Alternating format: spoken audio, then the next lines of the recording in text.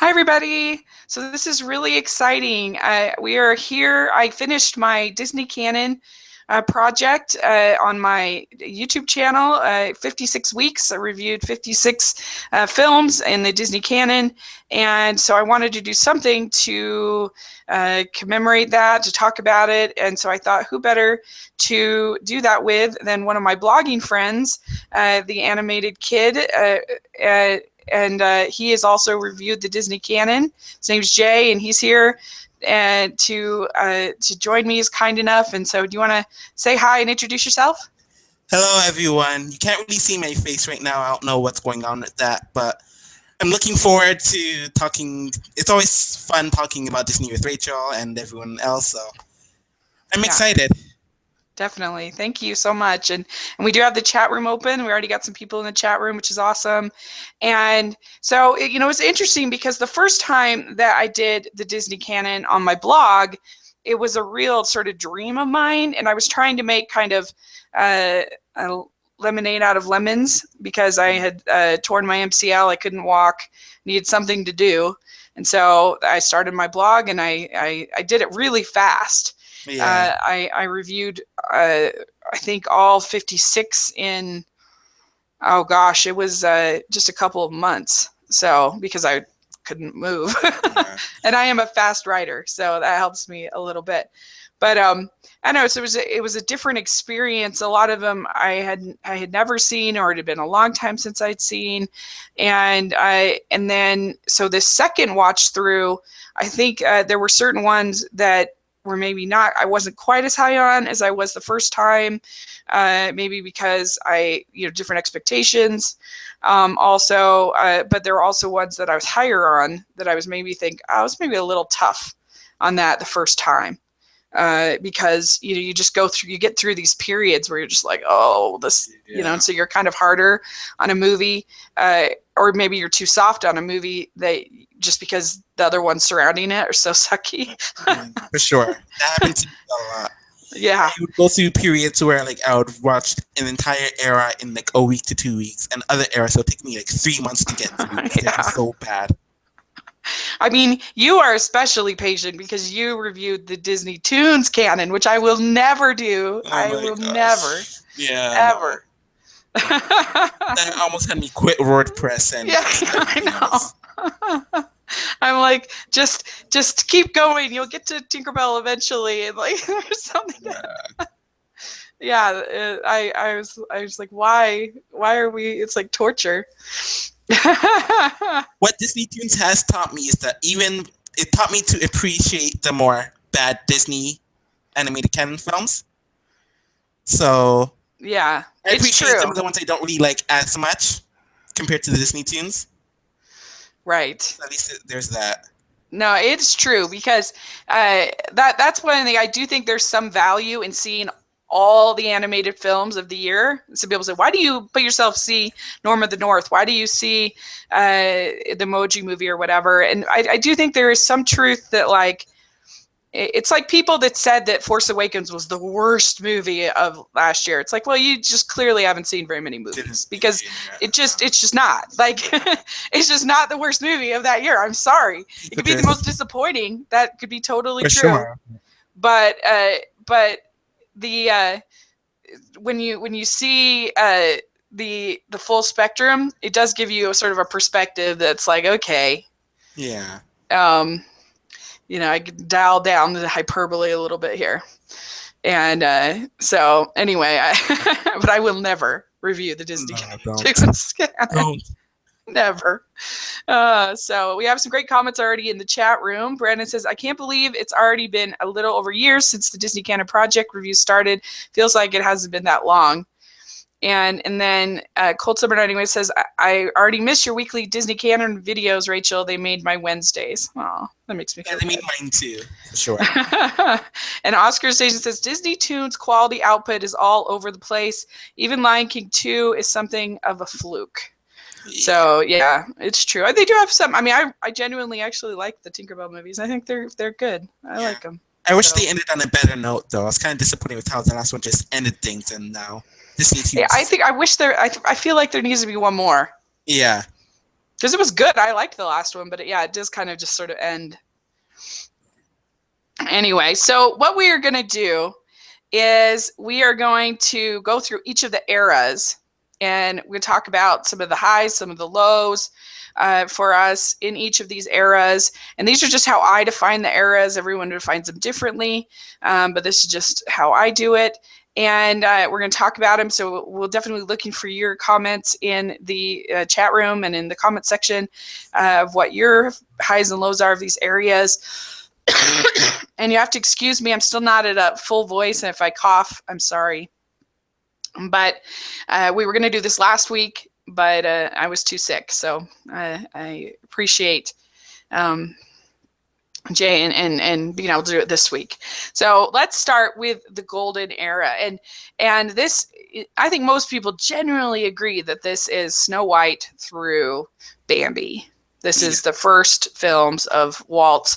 This is when he was really creating art, and not as much. I mean, he certainly was wanting them to make money, but there was just a real emphasis on the artistry and the boldness of these films in a way that I think he never quite got again after the war. Like, there's beautiful artistry, but it's just not the same as how bold these films are.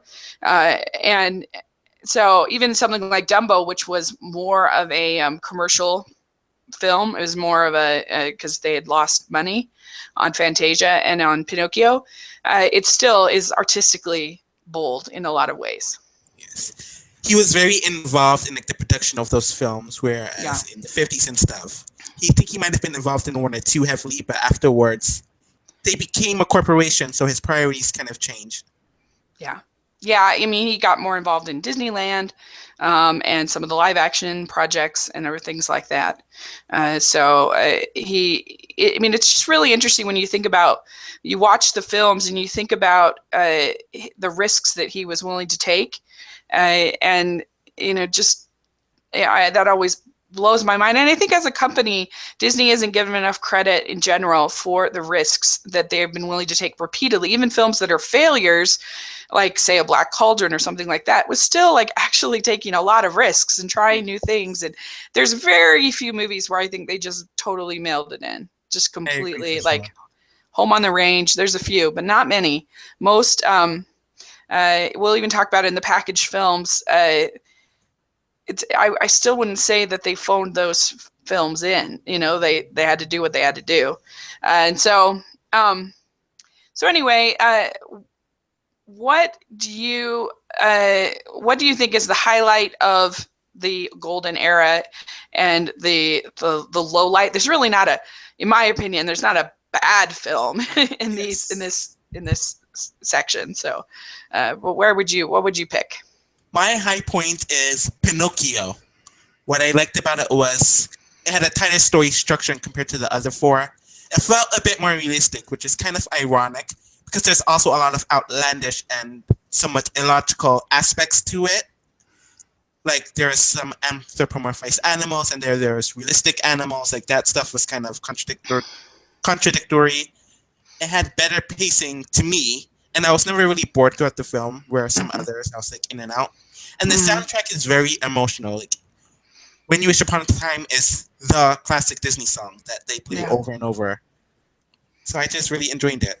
It's the best, I think, Disney song. I think it still holds up.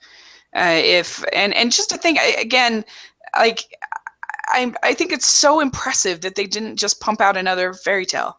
Yeah. I mean, could you be more different than Snow White, Pinocchio? I mean, that was just so bold. And he had Walt had a philosophy of always moving forward, never looking back, always moving forward. And you can just tell that, especially in these early films, like it's just always innovating and trying new things and challenging the artists. And I think that's really impressive. And I don't know if he gets quite enough credit. And you watch, I think, especially when you watch these films in order, chronological order, you just really see that just is so apparent for sure. And so Pinocchio, it was one that I did not like that much growing up as a kid because it was too scary for me.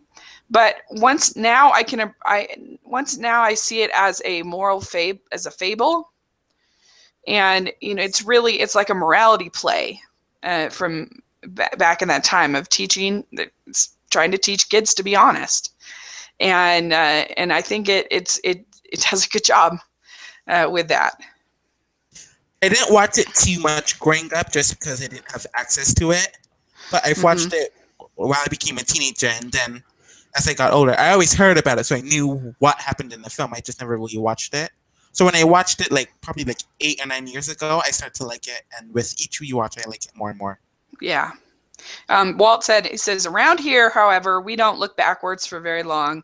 We keep moving forward, opening up new doors and doing new things because we're curious, and curiosity keeps leading us down new paths. It does. So that's very, very true. And so, yeah, I think that that it was just, I mean, Monstro's pretty scary, and I think Pleasure Island is pretty scary. Do you agree? Which film? Sorry. From Pinocchio, the Monstro and Pleasure Island. Oh, for sure. Yes, they're pretty jarring. Yeah, it's pretty scary. But I guess as an adult, I don't mind it as much, and I was just kind of a wimpy kid. Yeah, I was too. I still am in certain senses, so I definitely understand. Yeah. But I mean, the artistry is just phenomenal, and it's so unpredictable. It's so different, and it is like there's just lots of weird touches, like you were saying, that they have a regular cat with Figaro, and they have an anthropomorphized cat in Gideon. Yes. Why? Who knows? Who knows? Yeah. It's just kind of there. Yeah. So, did you say which one was your least favorite? Oh no, not yet. My low point is it's kind of an option between the two. I think the two are kind of obvious, but my choice was Dumbo. It's not bad, but I just felt like, despite it being like only 60 minutes, it had a lot of filler, and it kind of dragged and didn't have much of a story structure to me. But it's still emotional enough that you do get invested into it. Mm. It's not really bad, but it's not Snow White or Pinocchio or Fantasia. So it's just kind of, yeah. I mean, it's the only reason I'm so quick to defend it is just because I think that the racism card that's often thrown at it, I think is really unfair, and because like it's not like it could be more sensitive, it could be done better, The Crows, but the whole message of the movie is about acceptance and accepting people that are different and tolerance, and and so I just think it's such a shame when people like throw out the entire film because of a sort of a cheerful song. What do you think about that? As an African American male, I wasn't offended at all by the bird. Wait, what? I wasn't offended by the birds at all. Yeah, I just felt like, and they're portrayed in a positive manner to our main character, so they're seen in a good light, and they're voiced by Caucasian people, so it wasn't like they're being characterized. And especially with the type of racism that are going on in a lot of the shorts from maybe Disney, but just in general during the 40s, it could have been a lot worse. They didn't have like white lips and stuff like that. They didn't have ridiculous makeup. Like, I understand why some people are offended, but I just personally wasn't offended by it. Yeah. Yeah, I mean, it's definitely, I would say it does have it is sort of a caricature of that kind of singer and that kind of, and the fact they're named Jim Crows is kind of not great. But again, I think you just have to take it in context with the whole rest of the film and not throw the baby out with the bathwater. And I really love the styling of it. I love the watercolor look of it, and I love Timothy Q. Mouse. I mean, just his friendship and how loyal he is. It was just wonderful. And but I mean, yeah, it is kind of, even though I really do love it, I love all of these films. So it's between it's this one or my pick of Bambi. I think almost universally, there's some Fantasia haters out there, but those were the two that I was stuck on. Yeah. Yeah. I have to say that Timothy Q. Mouse is a whole lot better than Jiminy Cricket. I just have to throw that out there. Yeah. I agree. I agree. I think so. Yeah. And I mean, he's a lot less annoying, that's for sure, than the Yes. Jiminy. And I don't know. I mean, and you got Baby Mine, Oh yeah. which is so good, so good. And so yeah, I think those are a very understandable picks, though. I think, and so well. My favorite of this era is Fantasia.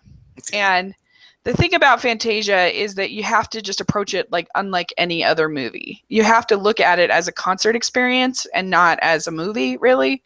And so I get I get people that have issues with it, but I think they're just looking at it as a regular movie and it's not. Yeah. I know when I watched it a few years ago, I struggled with that because it was like over 2 hours and I wasn't used to watching an animated film for that long. But I Mm-hmm. felt that it was very artistic and I liked certain parts better than others. So if people want to watch parts of it instead of the film, Mm-hmm. I Which understand. I But don't it's think is a problem. I think if you need to divide it up so you have a better experience, whatever gets you to have a good experience, that's what you should do. I think adults will have a better appreciation for it. I remember as a kid, I liked the pretty colors and the pretty lines Mm-hmm. and the anime. Obviously, it's animated, but I like the pretty stuff. But I didn't really look at the deeper meanings or what you Mm-hmm. portrayed the art to be, like you would when you're an adult. So Mm-hmm. Fantasia is definitely a very strong addition. It's sad that the production cost caused it to flop in 1940, Right. and people really didn't see the essence of it back in the day. But it's just awesome, just classic, Mm-hmm. very Well, I divine. mean, that's the sad part is that most of these big creative risks that Walt took didn't really pay off at the box office. Yeah, It's kind of sad. I mean, uh, he that I'm trying to think of a really artistic, like for instance, say like an artistically risky movie like Alice in Wonderland isn't going to do as well as Cinderella, something like yeah. that, which has its own artistic beauty. But anyway, it almost never paid off for him when they took this big artistic risks, which is such a shame.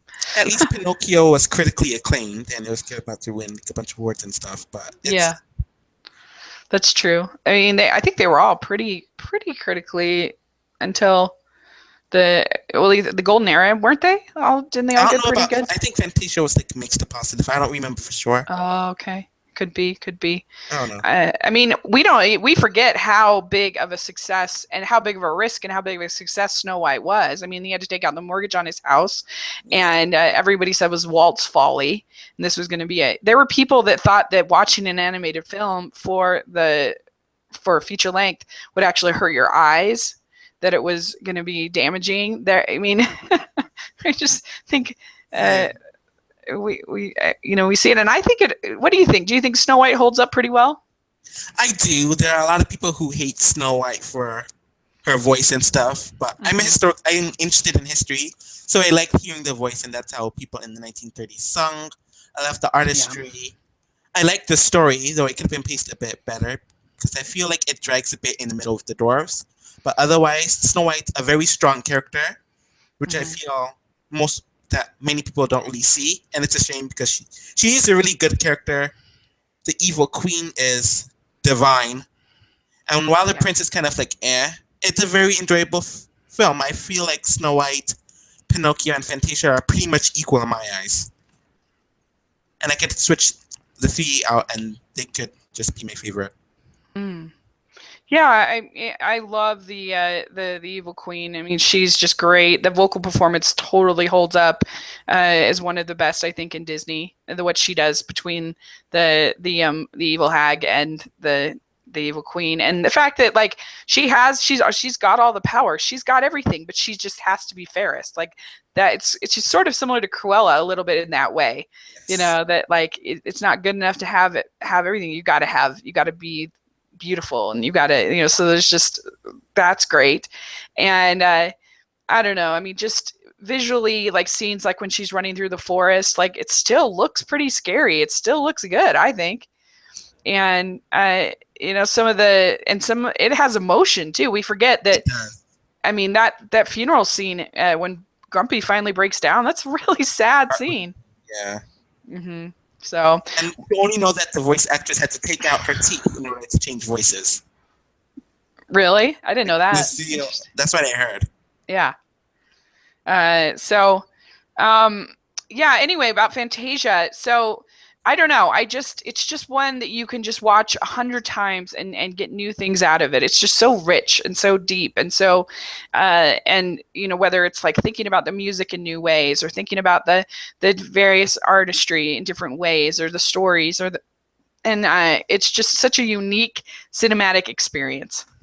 It is. And so that's why I think it's special, and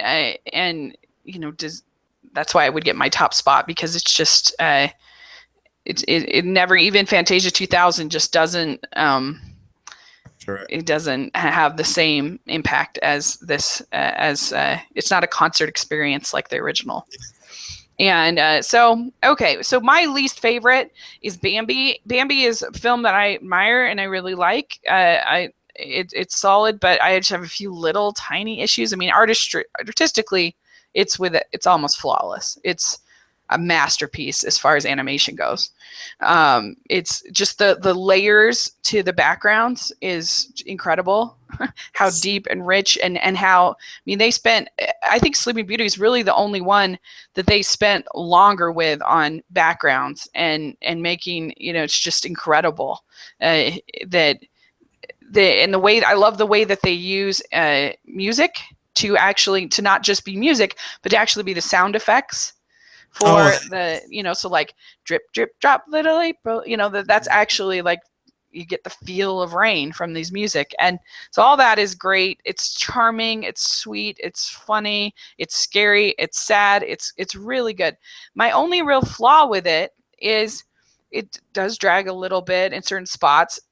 But my main flaw with Bambi is that, so we have this traumatic event of the mother being killed, and then she's never talked about again, ever. Yeah, that is kind of jarring. Which is sort of weird. It's like, I don't know. That The Lion King learned from that mistake, I'll say that. Yeah. Yeah, and then I don't know, just the whole thing with the father and his sort of weird relationship is sort of strange. That sort of feels like something from the past. It just, that doesn't hold up super well. This sort of domineering father kind of character that we're supposed to admire, but he's not a good father, so why are we supposed to admire him? Yeah. I pretty much agree with you. Like, it's an artistic film and it has brilliant music that I like.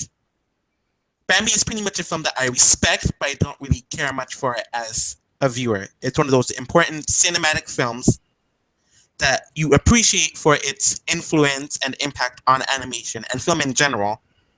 But for me, it just couldn't really invest myself too much into it outside of the death of his mother. Yeah. Yeah, I mean, I think that's fair. It's certainly a good film, but I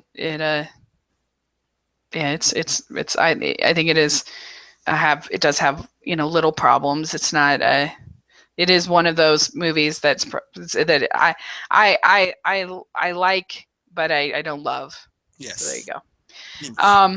So okay, well, so that is the golden era, and then of course we had the start of World War II, and you had a lot of things going on in this era for Disney. You had animators leaving, you had animators striking that made things harder. You had theaters just not even open, for operation. Oh my goodness. You had, especially in Europe, of course. Yes. And so that cut out a lot of the market for these films. And you also had the United States government kind of co-opting Disney and making them make their propaganda films and some other stuff like that. So you had all these kind of things going through with Walt trying to keep this all together. And so a lot of these films, they're called the package films, and they're just like a collection. I mean, literally, I think particularly Make Mine Music is just like, well, what do we have? all these unfinished projects. And for me, Make My Music is actually my favorite of this period, just because it's so weird that I just kind of enjoy it, because it's so clear that they obviously took all of these projects that nobody that were not deemed as finishable and weren't good enough, and we're like, okay, well, let's do it. Let's finish it. And you have like you have you have one in there that they don't even have on the DVD anymore, because it was so, with the Hatfields and McCoys one, that now that because it was so bizarre. And I don't know, it's especially Willie the Whale is just such a strange short that I love it. And I think it's so weird, because it's all about this whale who wants to sing in the Met, and it looks so weird to have this whale like singing, like it's so strange. And excuse me. And then he dies. They kill him for no reason at all. Like, this is the weirdest thing I've ever seen. And then there's this like long speech about how like people don't like miracles and people don't like miracles. And I'm like, what are we teaching our children? And that's how they end and Make My Music. Yeah, people hate miracles. They killed him. It's weird because I love Make My Music. Like, it's my second favorite in the era too. And it was my biggest surprise watching the package films, because I never watched the package films before the time I reviewed the canon. And I sat there, I was like, oh wow, this is really, like, I'm dancing, I'm like moving, I'm singing with the music. It was just a riot to watch. And I wish I should watch it again, because it's just amazing. And it's weird to you, but it embraces it at the same time. And with the well, while it's kind of weird how it ended, it's kind of bittersweet. And I'm starting to fancy more bittersweet endings. Yeah. I don't want it too much, but every once in a while it's nice to have a bittersweet ending. It's just so out of nowhere. Like, it's just this like sweet, weird story of this whale, and then they're like, but they killed the whale. They killed Willie because he was a miracle, and people don't like miracles. And I don't know, I just thought that was so bizarre the first time I heard it. That made me laugh. And like I said, plus the design is so weird, and you just have other weird things in there, like the Alice blue bonnet, and oh yes, the hats falling in love, and those are probably the two weirdest. That was my favorite.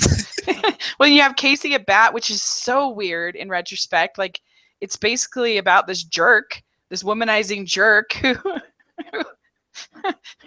gets his, I guess, gets his just reward, I guess, for being a jerk. I don't know. But it's sort of weird. Like, you're supposed to feel sorry for Casey when he's a total awful person. Yeah. He's like looking at pinups and like, being a bully and being mean and everything, and we're supposed to feel sad when he has his fall. So I don't know. It's very, very weird. Got a lot of great comments in the chat room that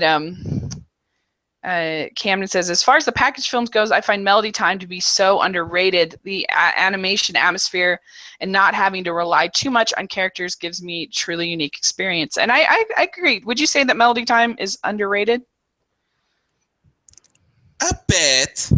Yeah. I felt it was a bit disappointing compared to Make My Music, but it was still a very strong package film. Like, it was very enjoyable. Mm-hmm. Was that the one that had the Mary Futsu, or the one where the girl bounced on the moon?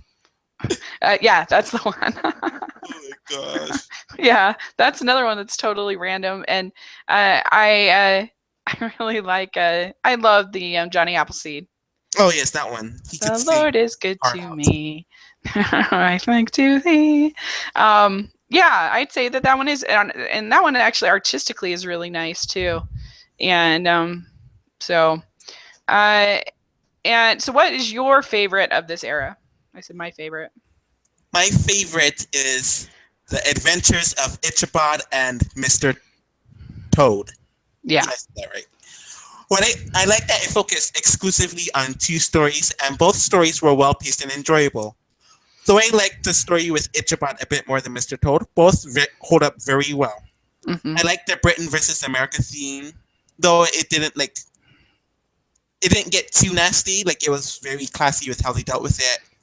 All of the characters are pretty enjoyable, though the morality for each of them is kind of questionable. Actually, no, it's very questionable. Yeah. It actually had potential to be a full-fledged film. You can definitely tell this was around the time where they had inspiration. I'm pretty sure Cinderella and Alice in Wonderland were in production while they were making this, as you can kind of tell by the design of Katrina von Tessel. Right. But you can tell that they are definitely inspired again. Yeah. Yeah, I think so. I mean, that one I think is the best made. I think it's a better movie than Make Mine Music. I just think that Make Mine Music is more of a curiosity. It's more weird. So I think it's a little more entertaining. But yeah, it's the best movie I think of the package films. Yes. And I think that Ichabod tells a really good ghost story, and I think there's a place for that in kids entertainment. Not that animation is for kids, but I think there's a Yes. place for that for kids at least.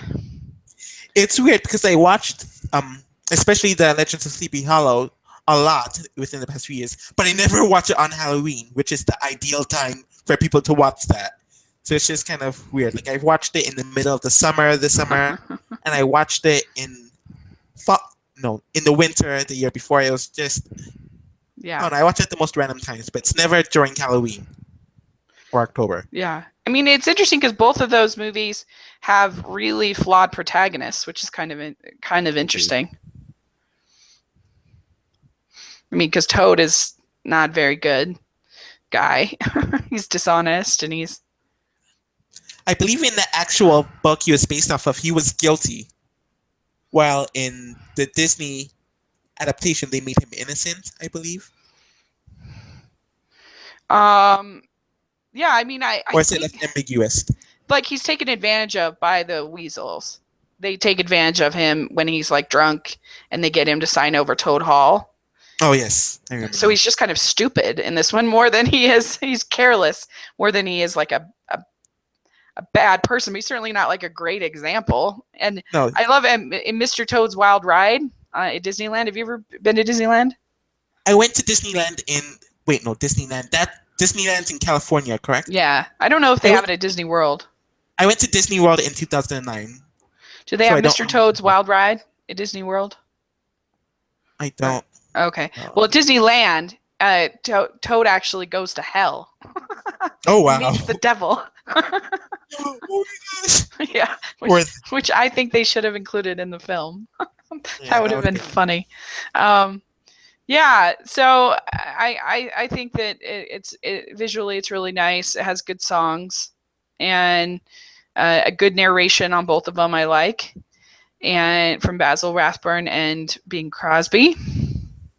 Yes. So that's a good pick. What's your well, I guess I'll say so. My least favorite of this era is Fun and Fancy Free because I think that Mickey and the Beanstalk is fun. It's fine. That one was fine. But I don't like Bongo at all. Oh my gosh, that one made me go to sleep. Oh my gosh, that one was such a snorefest. It's so boring and it's so weird in not a entertaining way, in my opinion. Like the whole say it with a slap thing is just like awkward, No. strange. Like why are we singing about slapping each other? Like that's so weird. Like I don't know if that's something that they like bears actually do, but I don't know. Yeah, that one was so easy to get through. Yeah. And so Bongo's really bad. And then there's just the transitions are horrible. Oh my gosh, yes, with the the weird, like, because Edgar Bergen, like, he's not even, he's not even good with the ventriloquy. Like, you can see his lips moving every time. And you've got all these weird dolls with this girl and this old man with her birthday party. Like, it's so odd. It just feels like it doesn't translate well at all to modern audiences. I don't think. That was definitely the most boring. Yeah. Just awkward, I think. Yeah. It's really awkward. And so yeah, that one's my least favorite. It like I said, I don't mind Mickey and the Beanstalk, and especially Crazy Donald is very entertaining Yes, when it he is. freaks out. It's my favorite.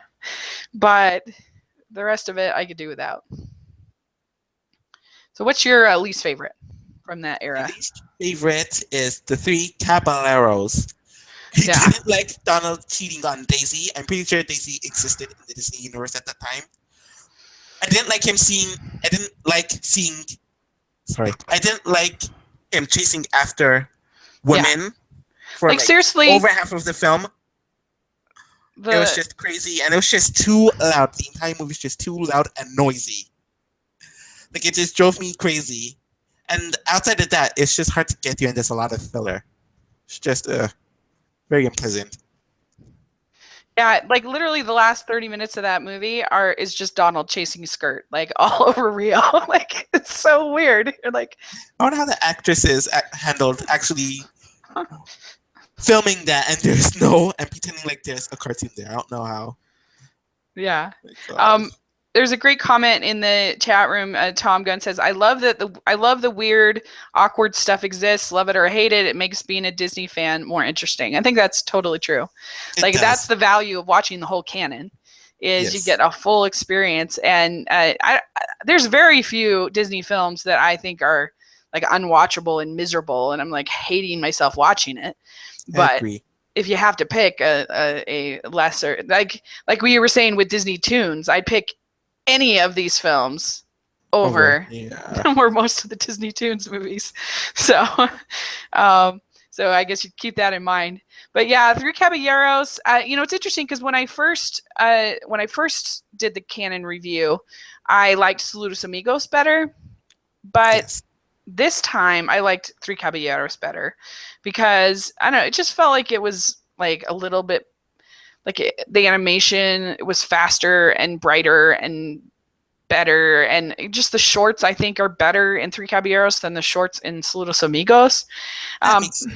but I think that the backstory of these movies is more interesting, I think, than the films itself.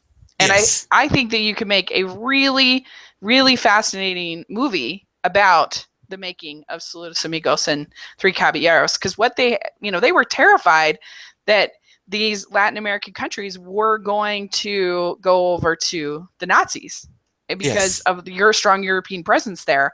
And so it can't be understated, like the actual real impact that these movies had. This goodwill tour that Disney did, that made like an actual real difference in the political outcome of the war and in these countries. And so I think that's fascinating. It is. Really interesting. Went. I wish they went with that to the fullest instead of like half doing it in Saludos Amigos. Like I wanted them to dive more into the documentary side of it, but Yeah. what Yeah. we have, all right. I just think it could be so interesting. Just the whole like you could do like a Saving Mr. Banks kind of thing, but have it be about sort of this propaganda, thing. And because really the movies are all about like, look how great you all are. We love you. We love Rio, and we love, and you do have Jose Caraco, I think, in these, That's uh, the red. the green parrot, Green. Yes, green. Yes. which is fun. And in the Three Caballeros, you get I think it's Pico, the Yes. woodpecker, that's fun also. And but yeah, I do think that backstory is more interesting than the actual Product. movie itself. I agree. Let's see. We got a lot of good comments. A lot of people. It says, "What does the term canon actually mean?" This is a good question. So there are different studios that make up Walt Disney Animated Studios. You've got your Pixar, you have your you got like your Tim Burton type films. You've got your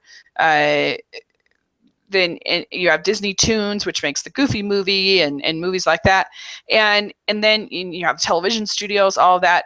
But there is Walt Disney Animation Studios, which is the official studio for, they call them their animated classics, and so they've deemed that 56 movies are part of their canon, as they call it. And just like you'd say you have a canon in scripture, like you might have the Bible, or what Old Testament, New Testament is canon.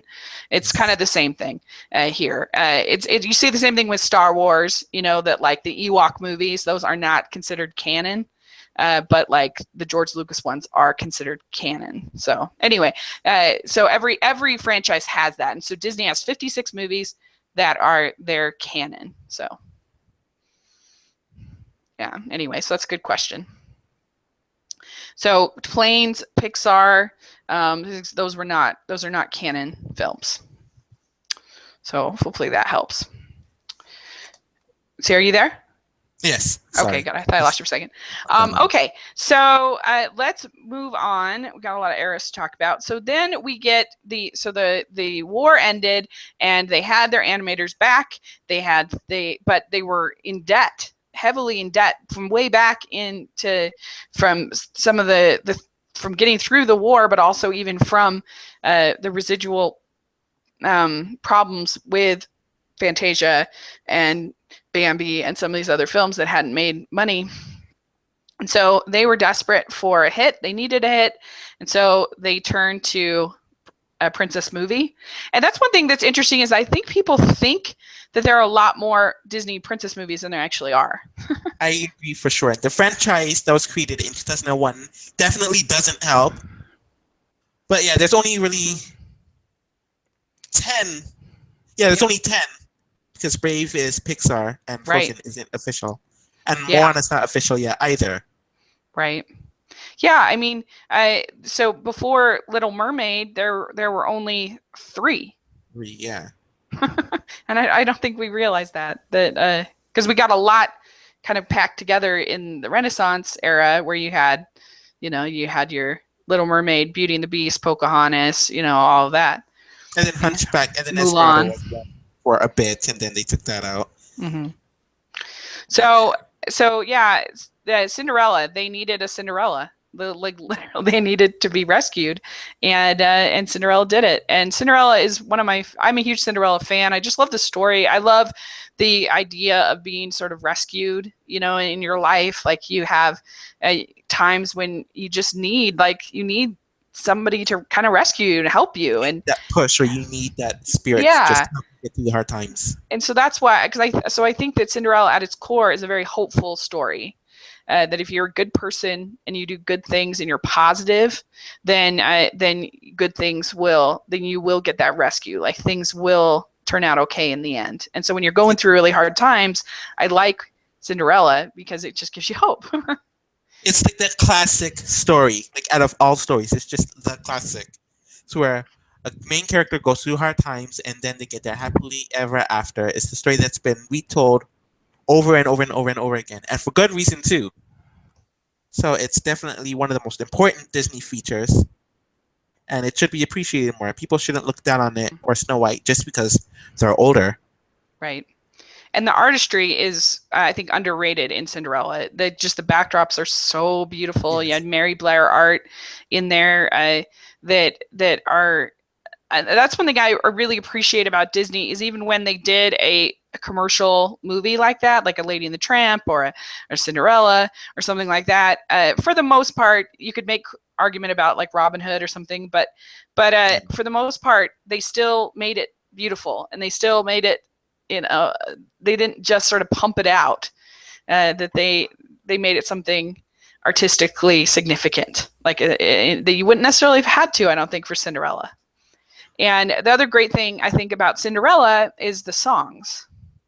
Yes, I love the songs. The songs are so good. And, Bibbidi Bobbidi Boo is one of the iconic Disney songs, I think. Yes, definitely up there. Mm-hmm. Yeah. And you have a great villain in Lady Tremaine. Oh my gosh, Lady Tremaine is probably my favorite villain, just because she's so realistic. She doesn't even have to do as much, just her facial expressions alone and her voice acting, just sheer brilliance. Yeah. Yeah, I mean, I think I like Maleficent just a hair more, but I really love them both. I mean, you have a cat named Lucifer. You gotta love a villain. who has a Yeah. cat named Lucifer. So, yeah, Fin68 says Cinderella is a perfectly fine movie. Political correctness just gets in the way of people liking it. Oh, for sure. And yeah, because people want like the empowered female or whatever, and I think there's a place for both types of female characters. I don't think that that I don't think that Cinderella is an anti-feminist character by any stretch of the imagination. I think you look at the recent version, you can see that sensibility can be empowering in its own way. That the kindness and courage and can be as empowering as your kick butt kind of Yes. a character, I think. So I think a lot of the critiques against it is the result of third wave feminism, where it's just all about rah rah rah kick yeah, butt. I'm better than men. I'm this that. It's just, I don't know. That's a whole another, like, the waves of feminism. That's like a whole nother topic. But it's Right. just sad that people are using modern critiques against older films without looking at it through many perspectives, Mhm. and then coming up with their own conclusion to it. Well, and I just think it's ridiculous to discount a story that has mattered to people since like the 1200s. Like this, Yes. Cinderella has been an important story for practically since stories existed. I mean, Exactly. it's that old. And so if you're just going to write it off because of modern sensibilities, I think that's a real shame. And like I said, I do think that the recent version really showed that you can that there is power in sort of softness and femininity, which I really liked. Yes. So anyway, so that's my favorite of the silver era, of the next era, and it's I think a strong era, a lot of really good stuff. What is your favorite of this era? My high point of the silver era is Excuse me. is fine. My high point is Lady and the Tramp. To me, it seemed like the first film to really have a developed relationship take place before our eyes, whereas in Snow White or Cinderella, you had the scene where they meet, and then you have the scene where they go off to the happily ever after, but you never really see what's in between. So I found that refreshing, even though it's with dogs. There's so much charm and perspective in the film, and I liked that the viewpoint of the dogs was used. So we never see the humans' faces, we never know their first names or their last names, and the characters are just a lot more developed. Yeah, it's beautiful. I love Lady and the Tramp. It's funny. It's the music is so good. I love the jazz, like He's a Tramp, like songs like that are so good. And it's beautiful. Like you really get that Norman Rockwell kind of Main Street America kind of feel to all the artistry. It has, I think, the only Christmas scene in the Disney canon. Yes, which is really adorable. And I mean, my only real flaw with Lady and the Tramp is I think that they use the Siamese cats, which some people might find offensive or whatever, but I think they use them really weird because they sing their song, which is one of the first actual like real villain songs that you get in Disney, and yet they're gone. You never see them again. And then they're which is sort of weird. Like the villain for the real villain of the movie is the rat. I don't even really consider there to be villains in this movie. But so it should have been, shouldn't it have been? There should have, yes. I just think with how storytelling and narrative is, there's always a need for a villain. So I like that there wasn't a villain. Yeah, that's true. Kind of the circle of life for domestic dogs, which is what I appreciate. Mm-hmm. Yeah, it's just amazing. I go back to it. It's one of those films that you just go back to and you appreciate more and more and more. Yeah, I think that's true. What was that? Oh, what happened? That was weird. Anyway, so yes, I agree. It definitely gets better every time I watch it. That was one that I think when I did my first initial canon watch, I gave it a B+, and I think I definitely moved it up to an A-. On the rewatch. Yeah, I understand why a lot of people don't really care for the movie, but it's just one of those ones where you have to warm up to. Mm-hmm. And the more you watch it, the more you'll appreciate it for sure.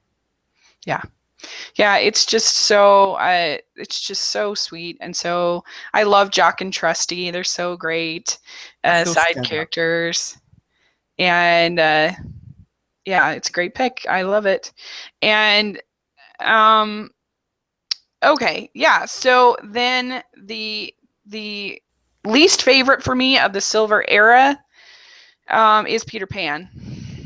And Mm.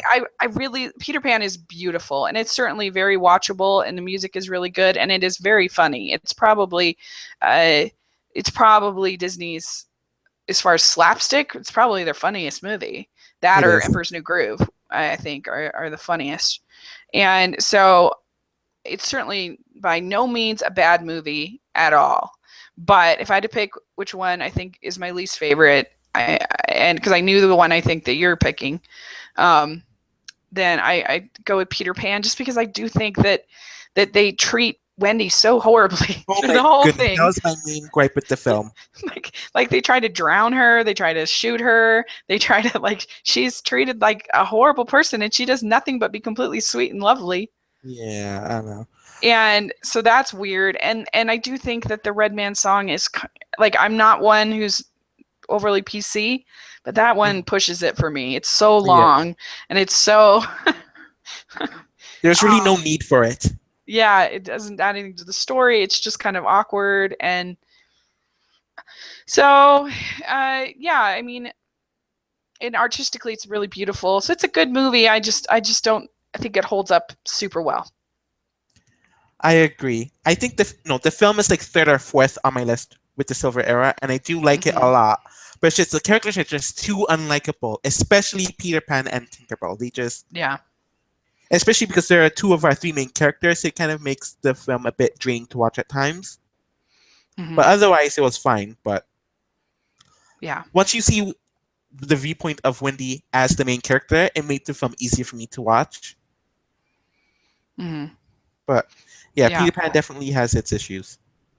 Yeah, I mean, Peter Pan is kind of annoying. Mhm.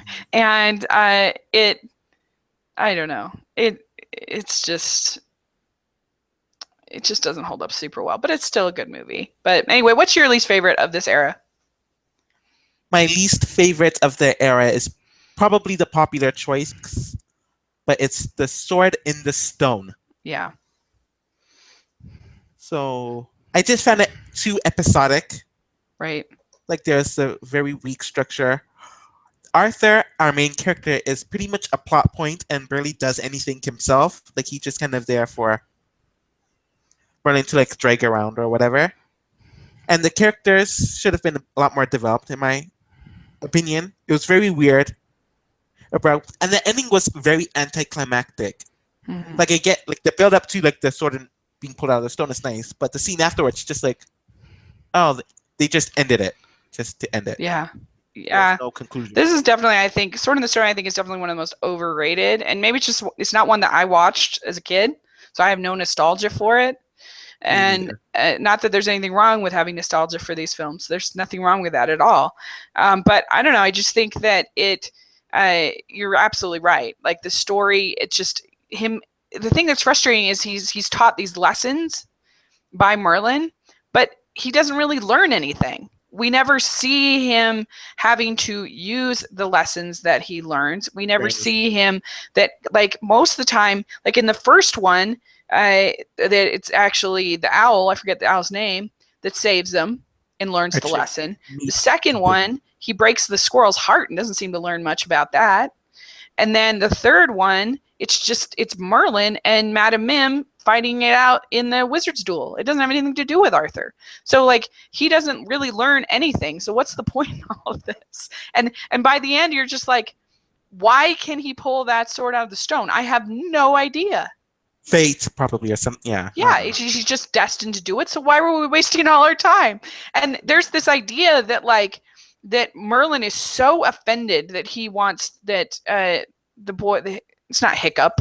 I can't think of his name. That's Arthur. How to Train Your Dragon, but he has a different nickname in the movie. I forget. Oh, But anyway, that I that this idea of him wanting to become a squire is like offensive to. Oh, that's like a classic. Yeah, I didn't And like like, that. why? Who cares? What's wrong with him being a squire? You know, like I never understood why that was so like such a horrific thing, and just visually, it's very blue, it's very gray, it's Yes. not visually interesting like say Peter Pan would be, and so yeah, someone's asking, is I thought Sword in the Stone was your least favorite, Rachel? Yeah, because I knew that you were picking Sword in the Stone, so I picked Peter Pan. But I don't know. I just don't think it really works very well. Some of the humor's nice, and the Yeah. songs, Sherman Brothers, I like the songs, but like the squirrel scene is really weird. It's weird because that's the one that's most popular with people from what I've seen. The squirrel scene, It's but like what? I don't know. The wizard duel is my favorite part of the film, Oh, that one. but Sure. Madame Mim is totally underdeveloped. You don't even get to see her until like 40 minutes into the movie, and then she's just basically there to do the wizard's duel. Yeah, she wasn't needed. Yeah. So, and it's such a shame too. I always feel sad because you had the chance to tell King Arthur's story, you know, like I know, storming you the could have- castle and legends and love, and Legendary, just yeah. it kind of bums me out sometimes that you know it ends up being this what it is instead of Lancelot, and you know you could have done such cool things. I feel like this film was a result of the box office underperformance of Sleeping Beauty, where they were transitioning Yeah. from the way they did things to using xerography, and they had to save money. And while 101 Dalmatians gave them a boost, it was just The Sword in the Stone was just something that the studio didn't really seem to be into that much. And Walt Disney wasn't even involved in the production of that film. No. And the I mean, critical Walt reception, did not like 101 Dalmatians or Sword in the Stone. I think he was maybe a little bit more back on board for Jungle Book, but still, he was not a fan of that style, the Xerox style. no. He, you know, even though they were commercially successful, he didn't really like him. And you can always see when the ship has lost its captain. So I guess we talk a second about Jungle Book, and well, I want to talk. All these are so iconic, but real quick, Alice in Wonderland. Quick thoughts on that. What do you think? I did not like. You didn't. If like I it? didn't choose The Sword in the Stone, I would have chosen Alice in Wonderland. It's just Okay. all over the place. Where I know that's the point, but it's still a movie. Like I feel like it would have been better as a package film than a traditional cinematic movie. But yeah, I just didn't like that one at all. Yeah, it's definitely different. It's one that grows on me. I like it more and more every time I see it, just because I think when you see as many movies as I do, that it's just like, oh my gosh, this is so different, and it just feels good to watch something that's so different. But it's definitely it's just like her meeting a bunch of fun creatures. You know, it doesn't really have like a real story, but I guess I enjoy that. But I totally get it wouldn't be everyone's cup of tea. It is definitely one of the most artistic of their films, though. I mean, Mary Blair's artwork and the way they use geometry is just so great. And it has the most songs of any Disney movie. And of course, most of them are really short. But and then so let's talk just for a second about Jungle Book. That's another very popular film. What are your thoughts about Jungle Book? I just kind of thought it was okay. Like it's an improvement over 101 Dalmatians and The Sword in the Stone, and I did like it and found Bagheera and Baloo strong, investable characters. I just couldn't invest into Mowgli because, like Arthur, he was a plot point and something for all the other characters to fight over instead of being an actual character. So it's hard. Okay. It's hard for me to separate nostalgia from this one because this was my favorite. This and Robin Hood are my favorites of my dad's, and so this was one that we watched quite a bit growing up, and so I have it is one of those movies that's hard for me to kind of look at super objectively, but it's also just kind of an excuse for a bunch of songs. Like if you like the songs, then you'll like the movie. Because it's just like them going to one place and here's a song, and then we're going to go to another place and here's a song, and here's another place, and here's a song. But and so that way, the new movie, I think that I like the changes that they made to Mowgli, made a more proactive character, and I also like that they changed the ending because I hate the ending in the original film. I don't like it. I don't like this girl singing about getting water her whole life. And I just hate it in Disney films. You see it in Bambi. You see it a number of things when the male character will see the female character and all of a sudden get like all googly eyed and like, Yes. they're like hypnotized. And, Baloo's almost just died for him. And he just like, bye. I don't like that. I don't know. So that's not my favorite. So I was glad that they changed that. So, okay, let's move on. Okay. There's so many great ones. So now we're in the Bronze Era, and this one's a little bit tougher because Walt was gone, and you can really tell. So, my favorite, I go back and forth, but I think I remember the one that you were going to pick. So my favorite, I think, is Robin Hood, even though I recognize that it's artistically not all that significant. I just think it's so funny, so well written, and as far as especially the first two acts, it kind of takes a weird sort of. It kind of becomes sort of depressing in the third act, with Nottingham, and it just all of a sudden becomes this different tone. But I love Prince John. It's so hilarious. Peter Ustinov in the vocals is so good. And I really don't care. How do you feel about the recycled animation? Is that something that really bothers you? Do you not care? I don't care. Like, that's just the industry. They tend to recycle things. Yeah. And especially during that time where Walt was gone, the Aristocats was kind of And just the animation industry in general was just going on a downhill trend, even in television, where a lot of animation was recycled by every studio. So it's just something that they needed to do to get through this low point in animation in general. So I didn't really mind it. What I do mind is that they made it so obvious. Mm-hmm. But that's just Yeah, I mean, it certainly wasn't obvious to me just as a casual moviegoer, but when you're really analyzing it for Yes. this kind of a thing like we do, it is pretty obvious. But it's a tool. Who cares? Like if they still tell a good story. Yeah. I mean, it's kind of like I don't particularly like if people want to use black and white, if people want to use color, if people want to use, like I wouldn't care in a movie if people reused costumes. Like if they used costumes from Thor 1 and Thor 2, I don't care. If the story's good, who cares?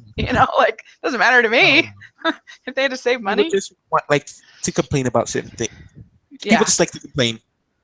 Exactly. And so it's just a lot of fun. If you like that sort of British humor, Monty Python kind of feel to it a little bit, then it's I think pretty enjoyable. So I don't know, what do you think of Robin Hood, and where would you what would you pick as your number one in this era? I just kind of thought Robin Hood was kind of out of the British humored movies. I preferred this the best. I don't know. I just don't really get British humor that much, but that's something I'm working on. The pacing is a bit weird. The pacing was kind of weird. I was kind of mediocre, but it is fun. I got really invested with the Nottingham scene where everyone was in jail, so it did have my emotions, and I was rooting for Robin Hood and Maid Marian to get together and to get married. So it's just kind of it's far from the best, but far from the worst. Yeah. And like I said, I admit it that I do have a certain degree of nostalgia for that one because it is my father's favorite. My dad loves it, so it was one we watched a lot. So which one's your favorite? I was debating with my favorite between one and the other, but my favorite, I ended up choosing The Great Mouse Detective because it had more logic towards it. Mm-hmm. My second pick was The Rescuers, but this one had more logic to it. Was this around the time where they were just doing a lot of mice movies, where mice were popular in the 70s and 80s? See, I don't like Rescuers. It may be my least favorite of the era. I debated. Oh, sorry.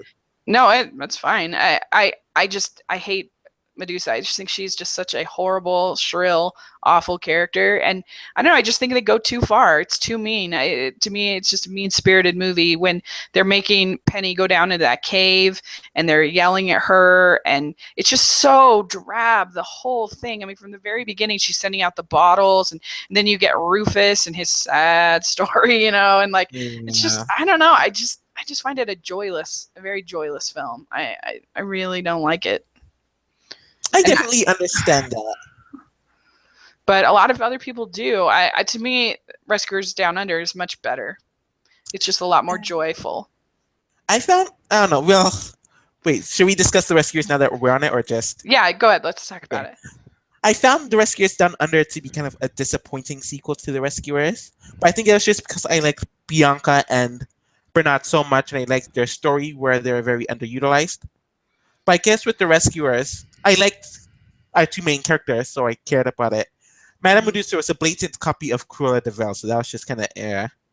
And Penny wasn't the best written child character. Because the thing about Cruella de Vil, though, is that Cruella is actually not in the movie that much.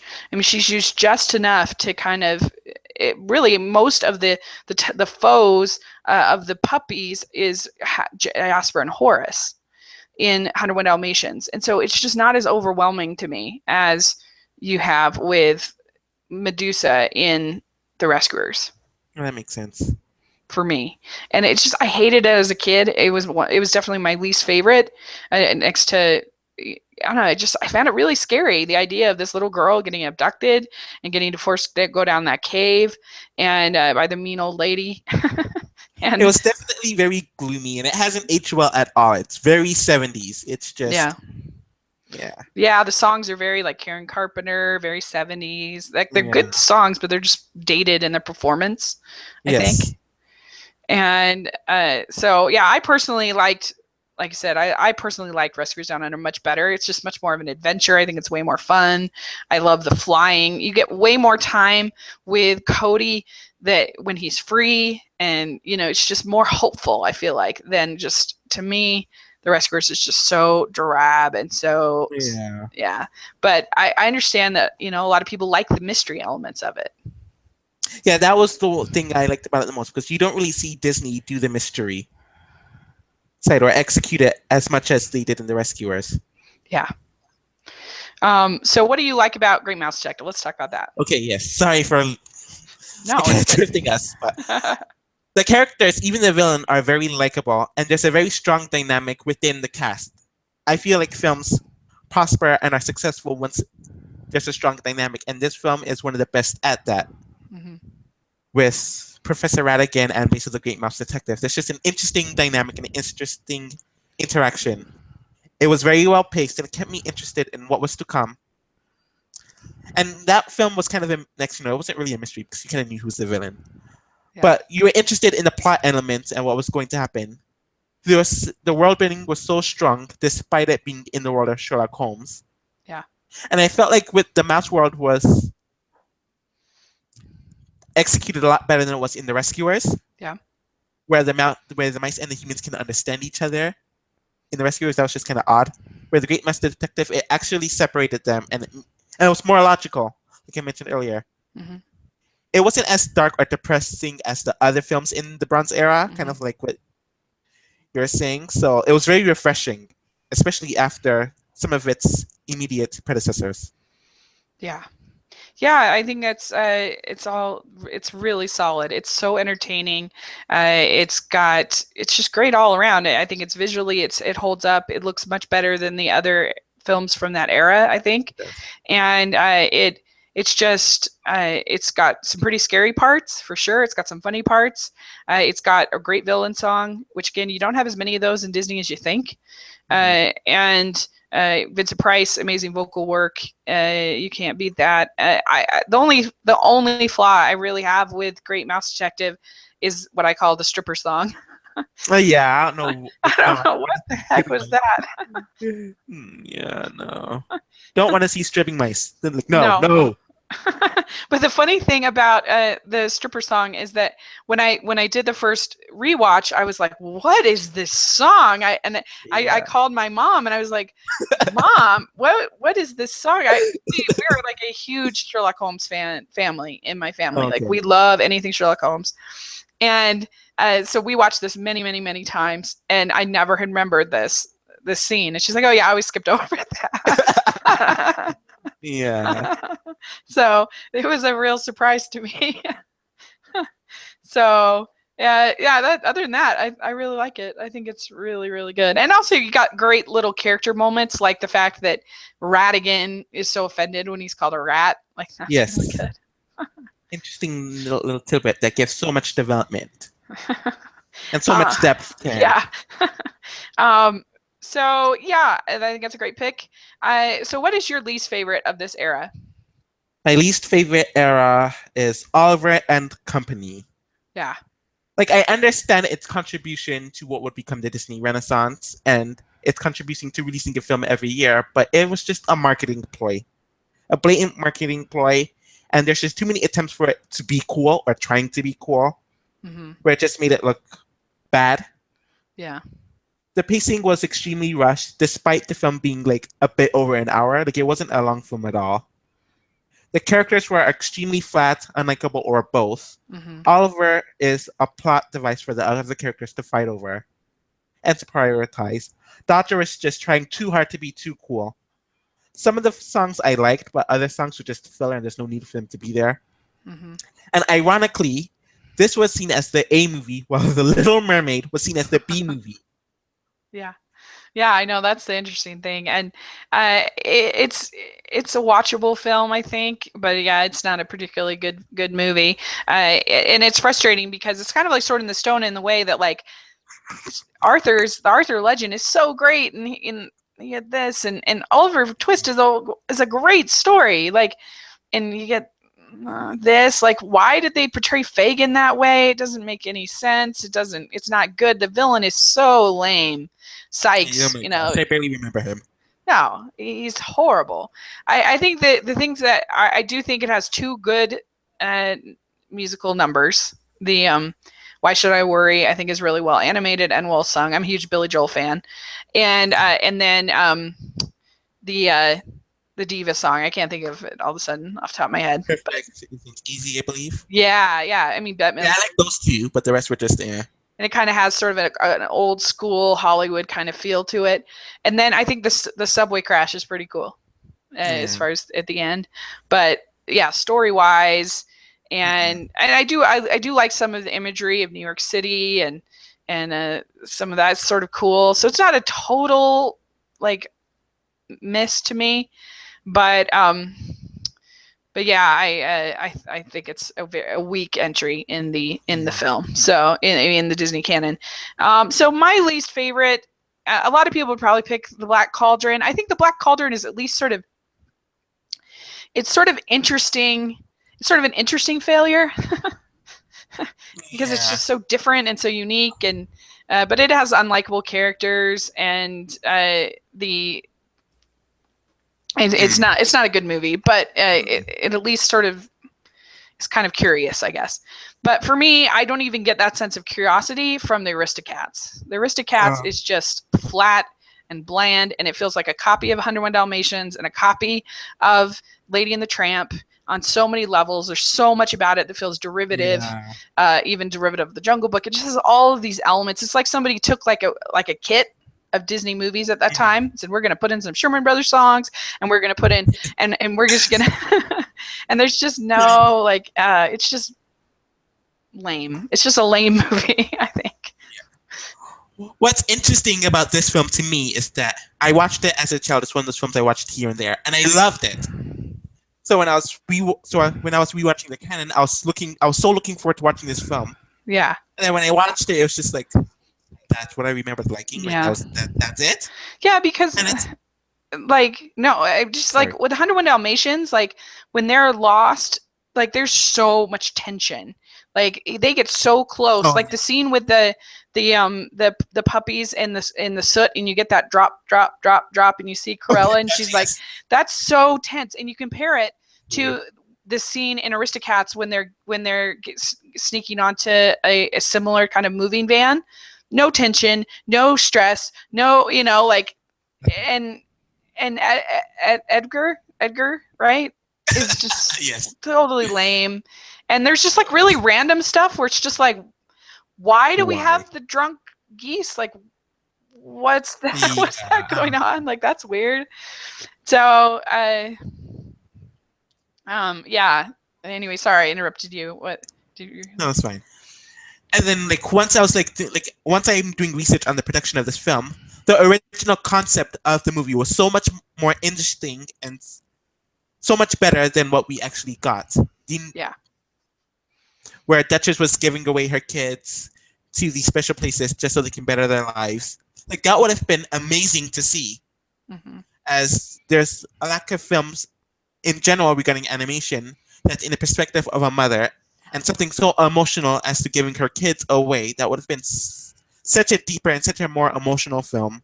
Yeah. With so much tension, with so much rawness that just seeing the final results just saddening. Yeah. Because you can go through, like I said, at least with the Black Cauldron, I can be like, oh, I've never seen anything quite like that, or I've never seen a character, I've never seen a magic pig that can predict the future. Like, there's weird, interesting stuff in the mess, but like with Aristocats, I can think of every single part of the movie. I can think of, I've seen a better version of that part in another Disney movie. Like, I've seen, Lady is better than Duchess. It's basically the same character. Yeah, Pretty is better than Thing too. It's just they've those got two films. Yeah, they've got Napoleon and Lafayette, who are basically the same as Jock and Trusty in Lady and the Tramp. Oh. You have, you can just go through the whole movie. I mean, practically the only thing that's really like a couple songs are a little bit more sort of jazzy and scat. Got that scat feel, and they're a little different. But even then, you can say you've got I Want to Be Like You, or some of the Jungle Book songs have that feel to it. So I don't know. I just think the whole thing is completely forgettable. Pretty much. So, all right. Let's see. We already did. Okay, you did Oliver and Company. And somebody in the chat room is saying that they think the Aristocats is underrated. So if you want to elaborate and let us know why. And she also says, my dad put on one of the Rescuers movies, I think it was Down Under, because I don't remember any crazy lady kidnapping a girl. So yeah, that would be Down Under then. Yes. So, all right. Now we're getting into the Renaissance period, and this is most people's favorite.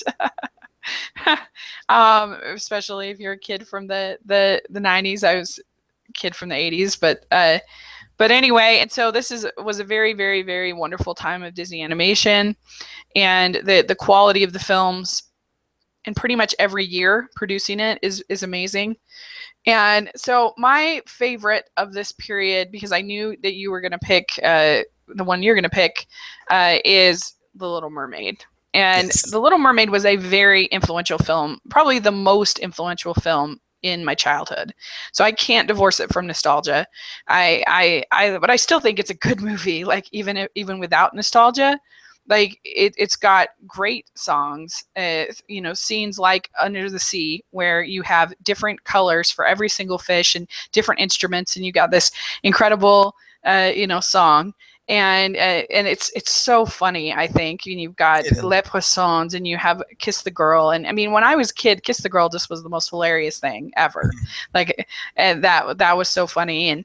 And artistically, it's just amazing. They did a million bubbles. And I personally, I will defend Ariel to the end of the earth, because I guess it's a character I really relate to, because she's a character who, she does not, at least I will defend her on this point. At least she does not give up her being a mermaid for Eric, because Yes, because she was singing about wanting to be part of the world before she even met him.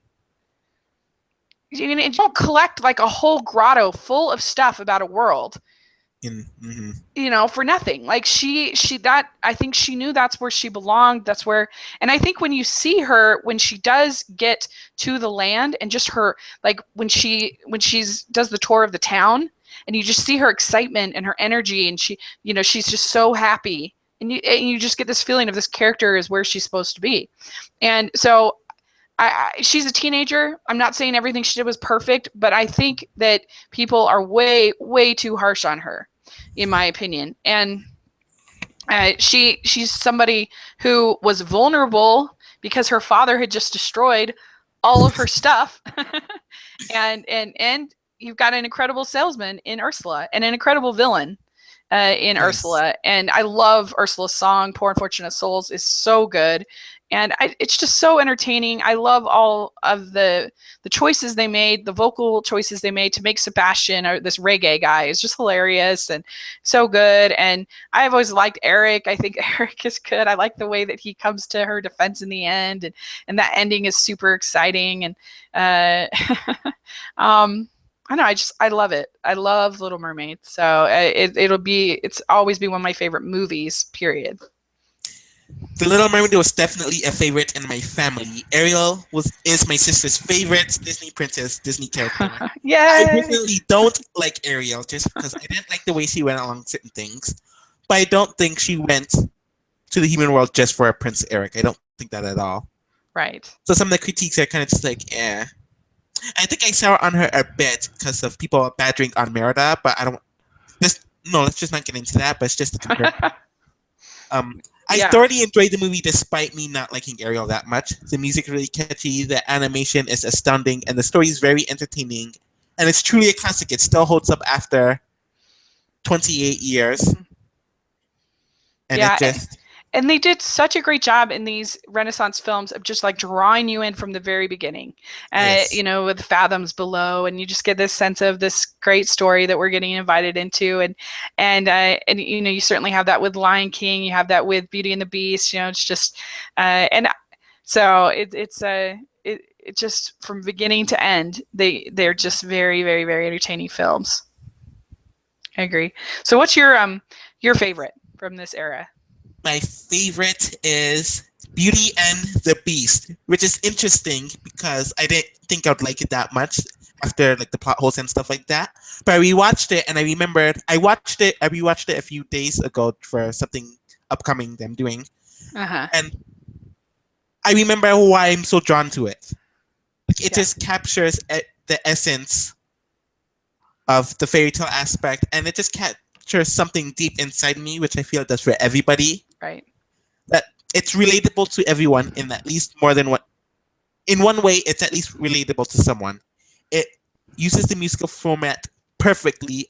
There's no other film in the Disney canon that uses the musical format better than Beauty and the Beast. Yep, I agree. None whatsoever. This is really the first human relationship that's really complex and that you really see go through trials and tribulations. Mm-hmm. Eric and Ariel are an improvement, but the lack of communication because of her voice. So, yeah. Mm-hmm. And then the Stockholm... I think everyone's agreeing that Stockholm Syndrome is not a part of this movie. Like, it doesn't play in it at all. Right. Because she gets to choose. Like, she does successfully leave at a certain point. And she talks about how lonely she is. I think we forget that. She says, I have nobody to talk to. And here she's in this house full of people who just want to be our guest. Like, we want to talk to you. Like, I think it totally makes sense that she would actually choose to stay. And that's different than somebody who's like manipulated into staying. Yes. It's all about choice with feminism, but people just don't see that. Yeah. And there's just such great characterization with the characters. Gaston is a lot more complex than I realized. In his song, he's everyone's favorite guy. Yeah. He's a town and hero. And LeFou says something about a favorite pastime when it comes to being deceitful. And then Gaston says, I know. So he's obviously been deceitful in his past. So that caused me to look at him in a completely different way. And he's one of the better villains. Yeah, I agree. I think him and Scar, I think, are the two best. And the when you have a character who just lets one person not liking them just get at him and eat at him until he becomes a monster. I mean, you have that great line of he's no monster, you are. That's great. And I think they do a good job showing the transformation of the beast from a beast into a more of a human character, more of a feeling character, and compared to, let's say, for me, Princess and the Frog does a poor job of showing Naveed's Yeah. transformation as a character. Yeah. Just as an example. Yeah, we'll get. Yeah. You really get a feel of him even in just the carriage, the way that he stands, the way that he eats, the way just all that stuff, like all as a part of just showing his transformation. And by the end, when he's just sort of letting Gaston just sort of beat up on him, this is a totally different character than what we started at the beginning. And even in the beginning, when he does something bad or he flips out, instant regret. You can see on his face, he slouches. You can tell he feels bad. So the fact that they include that makes him so much deeper, and that he doesn't want to be this way. Right. And there are some plot holes, and the only reason I ever bring those up is just because I feel like people are so hard on the plot holes of Frozen that I'm like, no, even your favorite has plot holes too. And but yeah. I don't really care about them in Frozen, and I don't care about them in Beauty and the Beast either, because all movies do. You can literally take any movie and be like, well, why did they build a chute like that in the Death Star so that they could, take it down in one, like any movie that you love, you have to say, I'm just going to go with it at a certain point. Yeah. If you're looking for something, you're going to find it. That's just how people are with plot holes. Exactly. And it's funny because I was one of the ones who critiqued the plot holes the most in Beauty and the Beast, but now it's just like, yeah, whatever. Yeah, exactly. It happens. So, how are you feeling about? I guess people want to know in the chat room. How are you feeling about this new one coming up? Honestly, I wasn't excited about it at all. But then I saw the final trailer, and it has me a bit more intrigued, but I'm still not going to pay to see it. Right. Or at least not instantly. Like, I'm not that excited. And I don't like the marketing of it either. Yeah, I'm really not looking forward to it. I'm very skeptical about the music. That's the thing I'm the most skeptical about, because I heard the clip of Emma Watson singing, and that's the only clip we've got. Yeah, no. That's it. That's the only thing I have to go off of, and it was bad. I thought it was not good. Compare that to Peter O'Hara and the exactly. It sounded auto-tuned. It sounded mechanical. I did not like it, and so it made me nervous.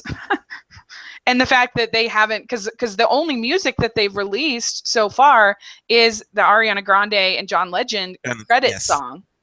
And so I'm like, that's not a good sign. I'm like, oh no. But oh well, we still have the original, so who cares? Yeah. All right, real quick, I think we have to talk about Lion King real quick in this. So Lion King, I think, is great. It's emotional. It's sad. I remember when I was a kid just thinking it was hilarious, so funny, and so I mean, I wasn't a kid. I was when Lion King came out, I was 13, so I was a teenager. Yeah. But anyway, I remember thinking it was really funny, and it's beautiful, and I have a few little. The thing that keeps it from being my favorite is just, for me, I think they ruin Can You Feel the Love Tonight, and that bums me out. Oh, yeah. And I think that the songs in general are just a little bit poppy for me, as opposed to Broadway style, which I prefer. But I think it's a really good movie. Yeah. What do you think about Lion King? I think everything about it is good. It's great. Sorry about that. But if I had the choice to watch all 10 Renaissance films and I only have to watch one, The Lion King would not be that one. I would watch all the other films of the Renaissance over The Lion King. Something about all of them, really? Yeah. So it's your least favorite? No, it's not my least favorite. But it's just something in those films that are worse that I would want to see again. I don't know if it's just because Simba isn't the most interesting to me, so I don't want to. Like, I'm just going to put it this way. I watch it, I like it, I get some entertainment out of it, but it's not one I'm quick to rewatch. Yeah. That I'm eager to rewatch anytime soon. I think that Scar is in the running for the best villain. He's like a sociopath.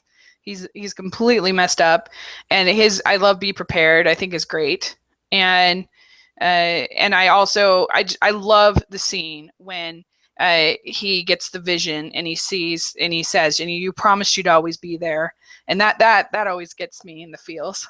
Yeah. I relate to that. So yeah, it wouldn't be, it certainly wouldn't be my last choice. That's for sure. If I had to pick one, it would be my third choice. Yeah, it's not my last. Nowhere close to being my last, but it's probably in the middle. Yeah. But yeah. So, all right. So, so Christina's Journey says, I know Rachel doesn't really like Hercules, but that's my favorite with the Little Mermaid. So there you go. I love that. I actually like Hercules in the sense of it's sort of a messy, fun. It's an enjoyable mess for me. I again, not very many of these. I don't think any of these movies are really horrible, but by any stretch. But anyway, so my least favorite from this era is Hunchback of Notre Dame. I think that Hunchback of Notre Dame is very bold, and they were trying something new, and I admire that, and I admire the attempt, but I think that it is tonally all over the place. I don't think it works, and I think that you have a character that, I think if you're going to try to do what they did, I think you need to pull it off better than they did. I mean, you have the opening scene where a woman is just killed, and then they were trying not to offend the Catholic Church, and so they have Frollo be a judge instead of being a priest like in the book, but I think that actually makes the church look worse because they're enabling this madman to, because it's one thing to have like a bad apple that we don't know about, and that's deceitful. It's another thing to be like literally like encouraging and enabling this madman to raise this child under your house, under your church.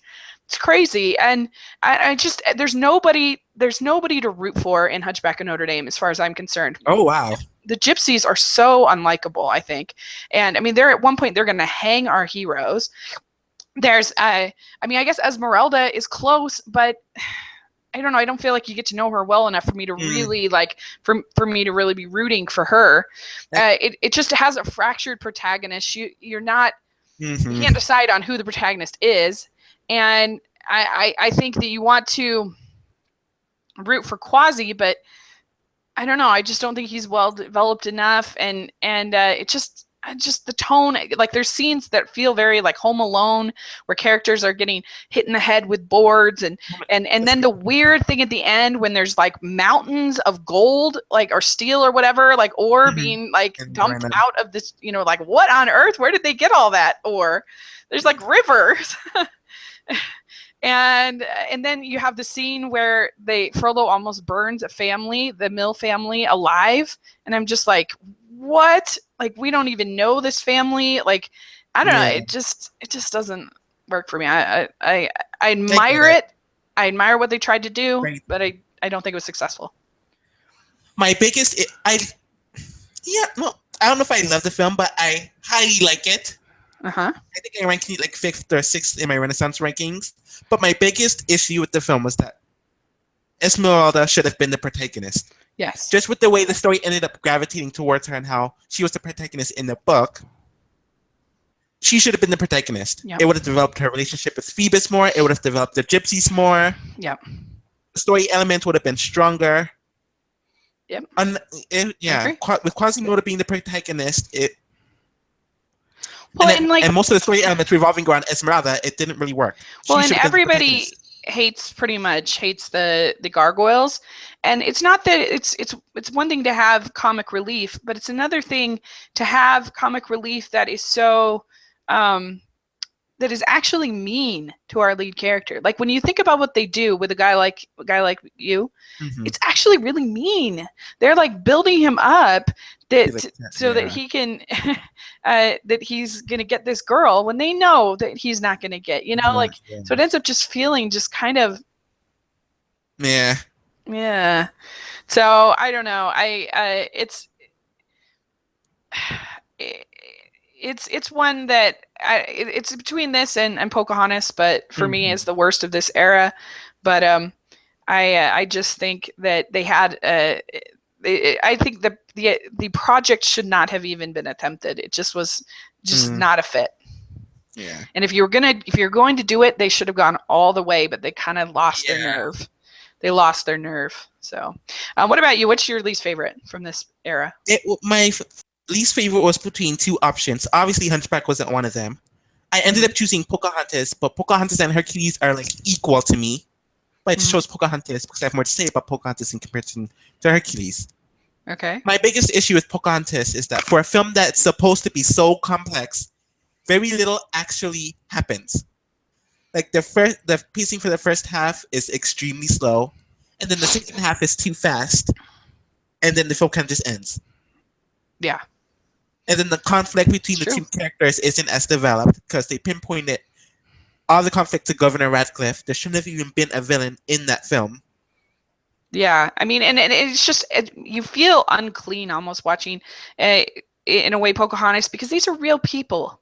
Yeah. You know, and so for them to be turned into complete cliches, it bothers me. I don't like it, and especially when the tribe like reached out, they tried to be involved, and they were really treated pretty badly by Eisner and the whole team. That makes you feel really bad. And the romance is so dumb. It's just so cloying, and it's so like. And it's a shame because right after Aladdin and Jasmine. And Simba and Nala too, but if you're talking about human relationships, right after Belle and the Beast and Aladdin and Jasmine, these two revolutionary Disney couples, you go to Pocahontas and John Smith. Yeah. And like John I mean, Smith, it's just so ridiculous. The idea that like the scene, just for instance, the scene where he shows her his gold. And she's like, what is this? You know, we don't value such things in our tribe. It's like, yeah, right. The Native American people certainly were aware of gold, you know, like I don't know. There's just stuff like that is so eye rolling. And I think that Mine, Mine, Mine is one of the worst songs in all of Disney. It is. It's just so ridiculous that this man who in real life was starving to death, that they would get off the boat and start digging for gold in the sand. Mine, mine, mine, mine, mine. And there's just no subtlety. There's no, you know, it's just awful. And I do like, I think that some saving graces to the movie is, I do think it has nice visual moments. It does. And I think that it does have a couple good songs. And I think that Judy Kuhn as a vocalist is really good in singing for Pocahontas. But go ahead. As we know, the Disney male lead characters in the beginning of the Disney animated canon were not that developed, and they're barely in their movies. We get to the Prince Eric, the Beast, Aladdin, and we see these developed male characters, and then we go to John Smith, who's just blah. He mentions briefly that he doesn't have a home, and he's kind of sad that he doesn't have a home, and he wants to find a home, but they don't delve into that any more than just that brief mention. So I feel like if they went into that more, John Smith could have been one of the best. Well, I think they don't do anything with it. It's just sad. Well, I think if they had made her not speak English, that could have helped a lot, because then they would have had to communicate in different ways and had to really get to know each other, and she wouldn't have been preaching, to them. I think that would have made it a much better romance, a better story. But I guess then you can't sing. Yeah. As a character, I like Pocahontas fine, but it's just more needed to happen. The conflict needs to be more developed. The romance needs to be more developed. Yeah. They should have stuck to closer to what actually happened if they were going to do it, like with him being a middle-aged man and her being like a preteen. They should have just stuck with that and then see this friendship develop. But they just didn't. They tried too hard to replicate Beauty and the Beast. Katzenberg was all over this film. So I don't really blame Frank Wells passing away, Katzenberg leaving in late '94, and stuff for the end of the Renaissance. Because the issues with Pocahontas was already done before any of those events happened. So it's really interesting because, The Lion King was kind of the bad news bears of Disney, and all the sort of talented people went over to Pocahontas, which is sort of interesting how that worked out. We did have some comments that Hail Disney says Mulan is my favorite from the later half. It would rank higher, but it didn't go all the way for me. I feel like Moana achieved the beauty that Mulan could have. And then it also says the magic of Mermaid, Beauty and the Beast, Aladdin, and Lion King is just lost in the films that followed. And in my opinion, Disney didn't get that back until Tangled. So, interesting perspective. Sorry, say anything else?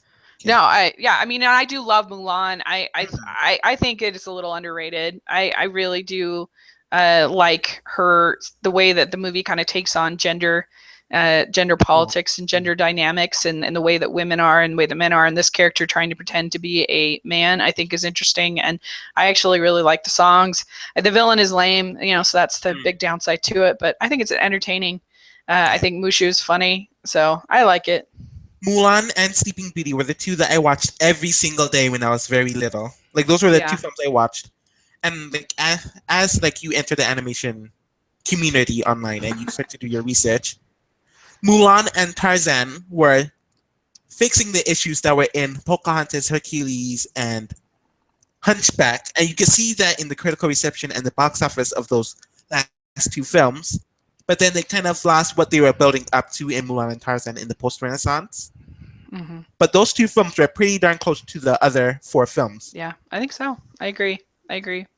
All right, so let's keep going. This is sorry if this is so long, but yeah, it's fine. So now we got the dark ages of Disney.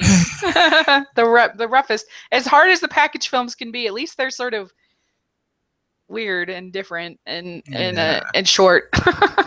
And so this is definitely the worst, and in my opinion has the trilogy of badness with Brother Bear and Home on the Range and Chicken Little. Those three are, I think, the worst. Yeah, they're horrible.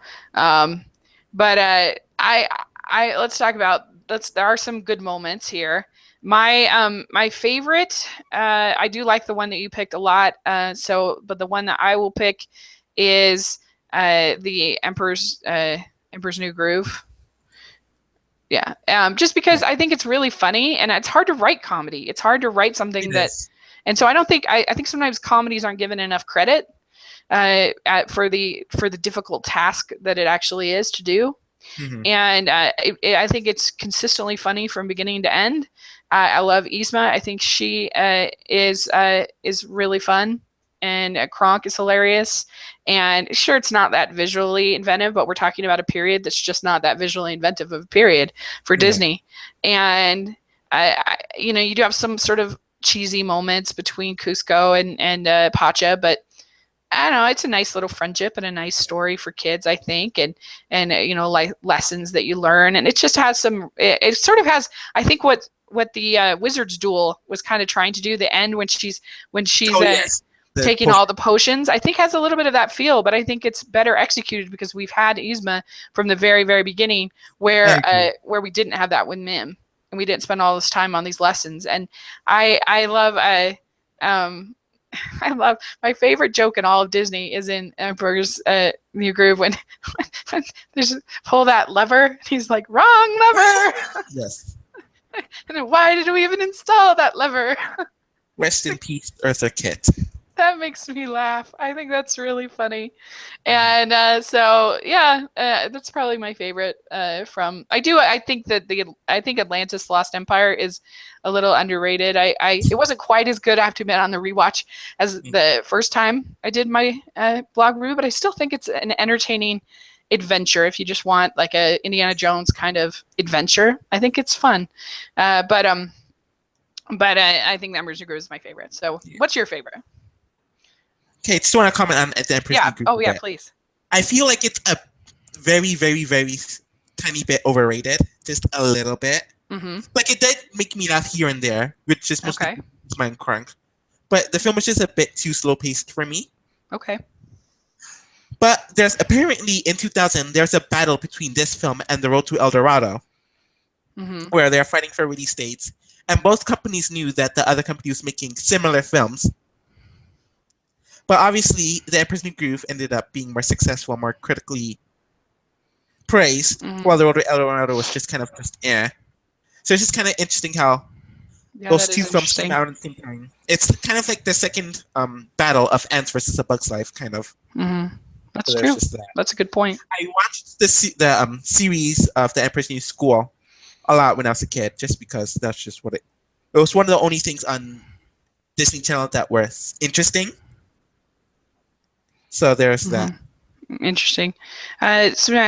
Christina asks, question: Emperor's New Groove was based on something. Was it supposed to be historically accurate or based on some history? No, it's not based on that. Originally, that they were going to be doing Empire of the Sun, I think it was called, or Kingdom of the Sun. Yes, Kingdom of the Sun. And it was going to be a musical with Sting writing all of the songs, but it just kind of similar to what happened, I think, with Frozen, where they started with one idea, or that happens quite a bit, actually, I think. Yeah. The same thing with Zootopia. Zootopia was originally going to be Nick Wilde's story, and then they changed over to Judy Hopps' story. So it's actually kind of common to have these kind of shifts, but I don't think that many do you have it go from being a musical, sort of a more a dark musical, to being a flat out slapstick comedy.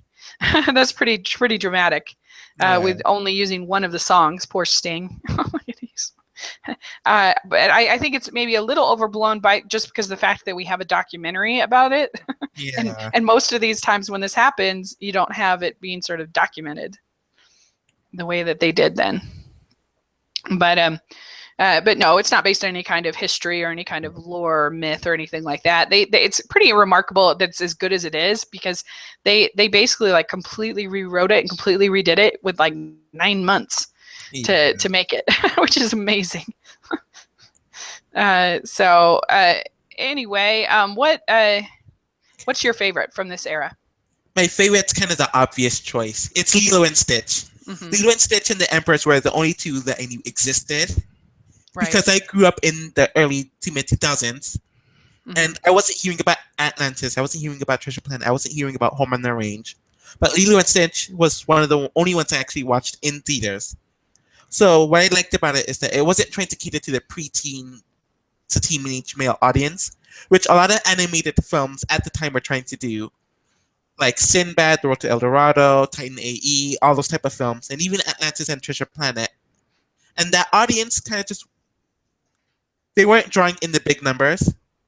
So Lilo and Stitch was created as a result of that. So it's kind of like a Dumbo situation where they needed a smaller budget film to recoup money. I like the focus on the broken family, which is almost never portrayed in animated media at all. Right. And there's such a strong dynamic between the sisters, between Lilo and Stitch, even between Stitch and Nani.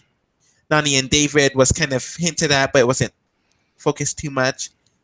And Bleakley, I hated the scientist though. He just irked my nerves because all of this was his fault. But outside of that, the plot was well paced. There was always something interesting happening, and it's just a very unique film. This is a movie that has really grown on me. When I first saw it back in 2002, 2003. Yes. Anyway, I didn't really like it. It was so sad to me. It was very much of a downer. But the more that I've sort of watched it, and I didn't really like, and I still am not a huge fan of Stitch. He looks like a cockroach to me. I wish they designed him. I wish they made him a little cuter, a little more cuddly, a little more. But I guess they were trying to go for somebody that's destruction. And I think that they push the destruction a little bit too far. It just becomes like once the house is completely destroyed and there's just like at a certain point it's kind of it's a little like you feel like you're getting beat over the head a little bit, this family. And but I love Lilo. I've always loved Lilo. She's such a weird character. She's such and there's not that many Disney movies about children. There really isn't. And if there are, crazy. They're not actual characters. They're plot devices. Yeah. Like most Disney movies are about young adults, like an Ariel or a Belle or whatever. And so this is so refreshing to have it not only be about a little girl, but about a weird little girl. Which I really like. And then the message of Ohana and family, and I love Hawaii, so I'm a big fan of that. And I think the Elvis songs are fun. It's a good pick, and like I said, it gets better every time I watch it, just because it's very unique and it has its heart in the right place for sure. Something that was lacking in this era completely. Yes. So, oh, good. Christine says, finally, someone who's not in love with Stitch. He, yeah. Okay, so my least favorite, there's many to pull from in this era, but before I would have said Chicken Little, and it's horrible, but on this rewatch, honestly, I thought that Home on the Range was the worst. It was just so like it's not funny. It's At all. at all. Like on the original watch, I was like, well, at least the yodeling song is kind of visually interesting, but this time I was less impressed with it. It was just kind of like, eh. Yeah. And it's just so stupid. The Save the Farm kind of plot that we've seen a million times, and Roseanne Barr, and I mean jokes like her talking about her udders being real. Like, Yeah. what No is one- that? And No one was thinking about that. No one wanted to think about that. yeah, exactly. And it does have some nice, like, scenic visual, like some nice backgrounds. That's about, and it has a pretty good score from Alan Menken. That's it. I just think it's just so many puns. The plot is stupid. The characters are unlikable. And the villain is so dumb. And Yes. yeah, it's just a really bad movie. Yeah. So that one's my least favorite. Oh no. What I about feel- you? This was close. There are many options. This one was definitely my second least favorite. But I feel like Home on the Range gets a bit too much flack for shutting down traditional animation. I kind of blame Treasure Planet a bit more because they kind of put it out there while that film was in theaters that they are planning to go to CTM. I blame Pixar for that. I mean, the reason why they shut down traditional animation was because of Pixar. Pixar made really great, successful films. It didn't have. I don't think it had really anything to do with Home on the Range or Treasure Planet. It just had to do with that. That's where Hollywood is a what have you done for me lately town, and traditional animation just hadn't done a lot for them lately. Especially because a lot of them I felt like a lot of the traditionally animated films were geared towards the preteen teenage audience. Because the ones that are more Disney centric, like Lilo and Stitch and Brother Bear, those ones were a bit more successful. They weren't Pixar numbers, but they're a bit more successful. Yeah. Whereas Treasure Planet, Atlantis, and some of the other ones, even the Iron Giants, like they just didn't perform well. Yeah. And they're all trying to keep it to the same audience. Well, you're just like, that's the thing about Home on the Range is just like, who are they making this for? It's just like, I don't think little kids are going to be cuddling up with their cow. At least Brother Bear, it makes sense that like kids like bears, it kind of makes sense of what they were trying to do, but I think it was executed really poorly. But what were they thinking? Like, why did they think this was a good idea? Like, who wants a story about cows? I mean, anything can be done well, but and I'm a cow person. I didn't even know this film existed when I was a kid until I looked up Walt Disney Animation Studios Canon. I was like, Home on the Range, what's that? I looked it up. I was like, they seriously made a film like this? And then I rewatched it recently because a few friends online, they wanted to rewatch it, and it's really bad. It's just horrible. So, what's your least favorite? I honestly wanted to choose Atlantis, but then I felt like, you know what? It's not that bad. Like, it's still pretty bad in my opinion. It's one of the worst in my opinion. But I had to choose Chicken Little. It's just horrible. It's really bad. I mean, I feel like at least, like, there's some, like, on this rewatch, I felt like at least there was some creative ambition. They were just sort of like throwing everything at the wall and nothing stuck. Yeah, exactly. But like compared to whereas like Home on the Range just felt lazy and like blah. And it's interesting when you read Creativity Incorporated and John Lasseter, him and Ed Catmull come in to Walt Disney Studios, and they just talk about how depressed it was and how sad and how nobody felt like they could speak out because they were so afraid of being wrong and so afraid of that in a way that they in the attempt to try to kind of make a really good product, they were stifling creativity because nobody could be like creativity. You have to be willing to be wrong. Yeah, You I know? said that let it happen. Yeah, and so that he said that like everyone's desk was just like completely bare. Everybody Oh was wow, just like, yeah, it's a really interesting book if you ever get a chance. Creativity you Incorporated, should. and how they started to sort of work in the Pixar philosophy. And I think you can tell like Meet the Robinsons is not a perfect movie by any means, but I think it's a world better than Chicken Little. And you can just It it is. just feels so much more hopeful and so much more positive. It just you can just tell that there's been a infusion Shift. of positivity between Chicken Little, which is so mean spirited and so unpleasant. And I don't know. It's interesting. I felt like Chicken Little was trying to be DreamWorks, and at the time, that formula was starting to wane for DreamWorks itself. Yeah, So for that's true. Disney, the main company, to try to replicate that was very disappointing and angering. The Mm-hmm. characters are flat and irritating. There's an unlikable and tense atmosphere throughout the entire film from beginning to end. Many of the plot points, like you mentioned, they tried to throw it at the wall, nothing stuck. It ruined a lot of my favorite songs that are in the movie, so that pissed me off on a whole nother level. It was just very unpleasant to watch. Yeah, I mean, his dad Cluck is just the Yeah. worst. He's awful, and it's like three movies in one. You get like part alien movie, you get part uh, like high school Yeah. bully story, and part sports movie. Like there's that weird Yeah. middle part where all of a sudden Yeah. it's a baseball movie. Like what? Yeah, it's really really bad movie. There's And no to doubt me, about it. were the more successful films of the post-Renaissance financially. Was it I think Dinosaur beat it out, but Chicken Little was definitely second. interesting? I didn't But realize Dinosaur that. was part of the canon at the time, so Chicken Little was, yeah. Dinosaur is really boring too. They It's a should bad add one. Nightmare Before Christmas instead of Dinosaur as a part of the canon, but Yeah, I know. I wish Wow. I wish we didn't include it in the canon. yeah. All right, so let's move on to our final era. All This right. is our current era. This is I think a really. How do you feel about this era in general? And you feel pretty I enjoy it. positive? I actually enjoy it more than the Renaissance. These Mhm. were the movies that Interesting. got me back into watching Disney films in theaters and Disney films overall.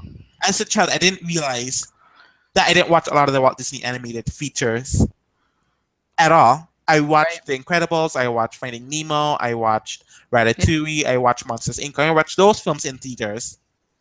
But I never watched Atlantis, I never watched Treasure Planet, never watched Meet the Robinsons. Those ones, it's either I didn't watch them because I didn't want to, I had just never heard of it.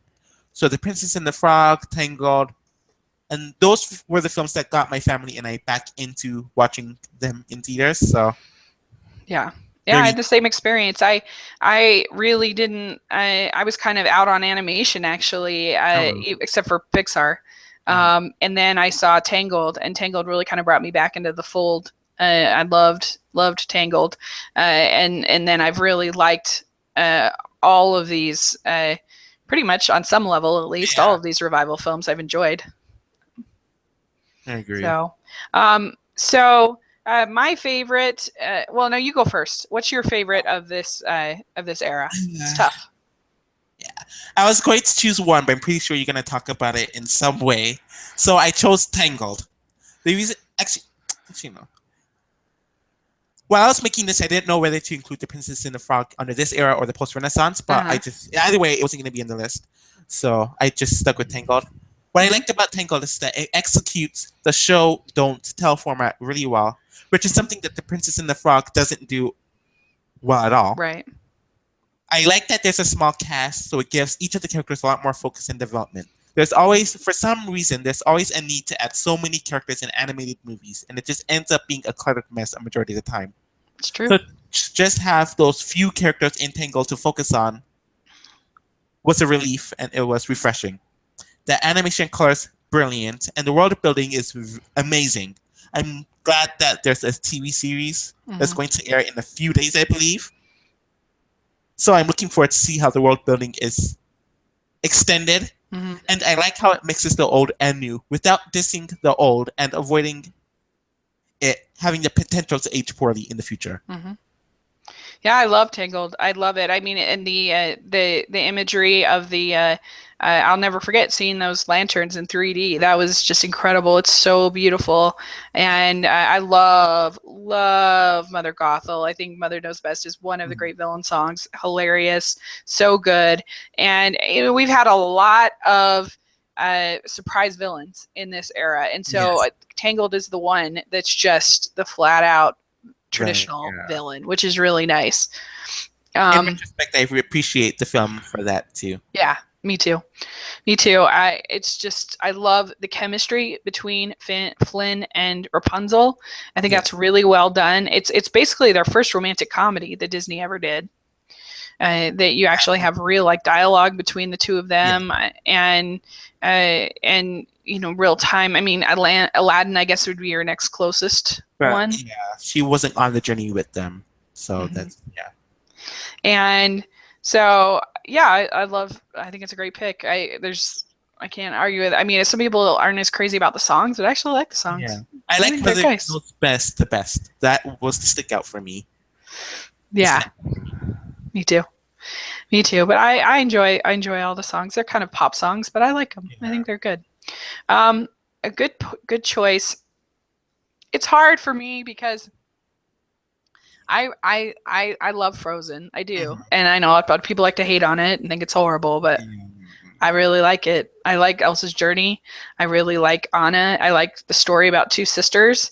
I like Olaf. I think he's one of the best side characters that you have in Disney because he actually matters to the story in a way that most side characters don't. He actually, tells Anna that that about love. He explains to her, and which is a key thing to making the ending work.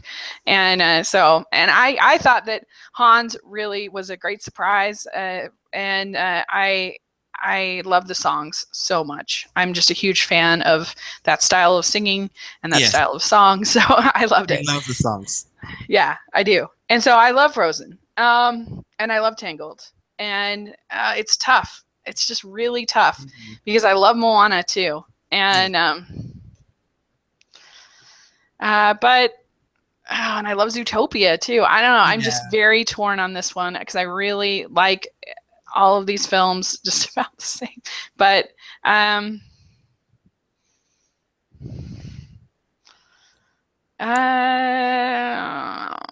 guess what the heck? I'll just go with Moana. It's my favorite. I was thinking you didn't have to choose, but Moana's fine. Since you picked Tangled, I'll go with Moana as my favorite. I love the character about how she is really trying to do what's right for her people, and she goes on an Odyssey kind of story where she, like with the Odyssey where he meets Medusa and he meets all these different foes, and then and it's kind of similar to what happens with her, that they meet the coconut pirates and then they meet the Tamatoa. And I love the songs. I love the vocal performances. I love Maui. I think he's a great character. I think he's really, there's a heart to him that you don't expect for that kind of character. And it's beautiful. I love the ocean. I love the respect that they paid to the Polynesian people. And Polynesia is really close to my heart. It's a place I love. So I guess Moana is my favorite. Hercules should have went Fallout Odyssey, but that's another story. Yeah, so I guess I'll start with Frozen first. My experience with Frozen is, obviously, people were excited about it all throughout 2012 and 2013. So the hype was already at its peak. And then when people started watching it, I was like, okay, I'm not going to look into it because I don't want my opinion to be tainted. So when I watched it, I felt kind of underwhelmed because I felt like for something that was supposed to be so complex, it wasn't executed the best. And then I felt really alone in that belief from 2013 all till 2014 when I reviewed it. But now looking back, and the hatred has increased, I don't really agree with that either. Right. I like it. My overall opinion on Frozen is that I like it, but I don't love it, and I don't hate it at all. It's just... And people forget that that's a totally valid response. I'm feeling that way about La La Land this year. I liked it. It was good. Enjoyed it. but I didn't like. I don't think it's the best musical in 50 years. Like people are like, and people are like, well, why didn't you like it? I'm like, I did like it. Yeah. I just didn't think it was a masterpiece. I'm sorry. And with Moana, I'm a bit bitter because I feel like it took a lot of spotlight from Finding Dory, but that's just another topic. Interesting. Yeah. But that's just because, like, people are saying that Pixar is going down while Disney Animation Studios is going up. So I guess that dichotomy is kind of taking place. So I'm bitter against Moana for that, but I shouldn't be because it's not fair to the movie. I actually really like Moana, and it's one of the few films that actually goes through a rite of passage. I don't feel like many Disney films talk about rite of passage. And this film, that's the main story element, which is what I appreciate. I really like how Moana is a curious teenager, and she was rebellious not to be rebellious or to go against her parents, but because she wanted to do what was right for her people. She wanted to do anything for her people. So it wasn't for a selfish reason. Right. Maui I'm kind of mixed on. Like he's yeah.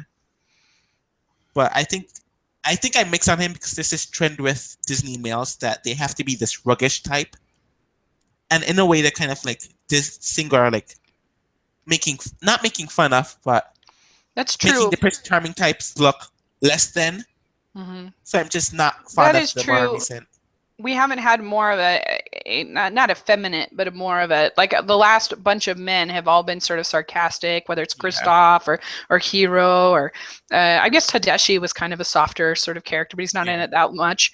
And so that is true that you are getting kind of. I mean, Nick is very that way in Zootopia, so you are kind of getting those kind of characters. It'd be nice if they had a character more like Pacha in Emperor's New Groove. You know, that kind of. More of a softer male character. And I think that's why I appreciate Prince Naveen a bit more than most people. Okay. But obviously, I'm sure we'll get into that. Oh, you're fine. Both Frozen and Moana are very strong additions to the canon. And I'm glad that they both have in Frozen's case, because it's not in theaters anymore. But I'm glad Moana is performing well in theaters. I hope people support this film. Yeah. I just hope people... I don't know, because I feel like a lot of people are bashing Moana and Zootopia and Frozen because Disney's being successful, and how they're kind of taking away attention from the independent or the indie films, animated films. Yeah, but if they're good films, they're good films. You always want to criticize things that are on top. You know that I feel like. That and it's fine if people didn't if some people didn't respond that well to Moana, but it's surprising to me that people wouldn't be able to see. Like I read one review with somebody giving it like an F, and who knows? I mean, I hated Silence, and other people think that's a masterpiece. So everybody can have different opinions, but I don't know. It just seems like there is good stuff in there that people that I don't know that. If you're hating on it, I think that's a shame. Yeah. So, I agree. So, and it's probably just a little bit unlucky that it came out in the year that it came out because it was just such a strong year that I think any other year that would have been definitely the front runner. If it wasn't for Zootopia, Moana would have been it. Yeah, for sure. So. And also the fact it came out the same year as La La Land, so it's not going to get the music awards that it should get, in my opinion. So, all right.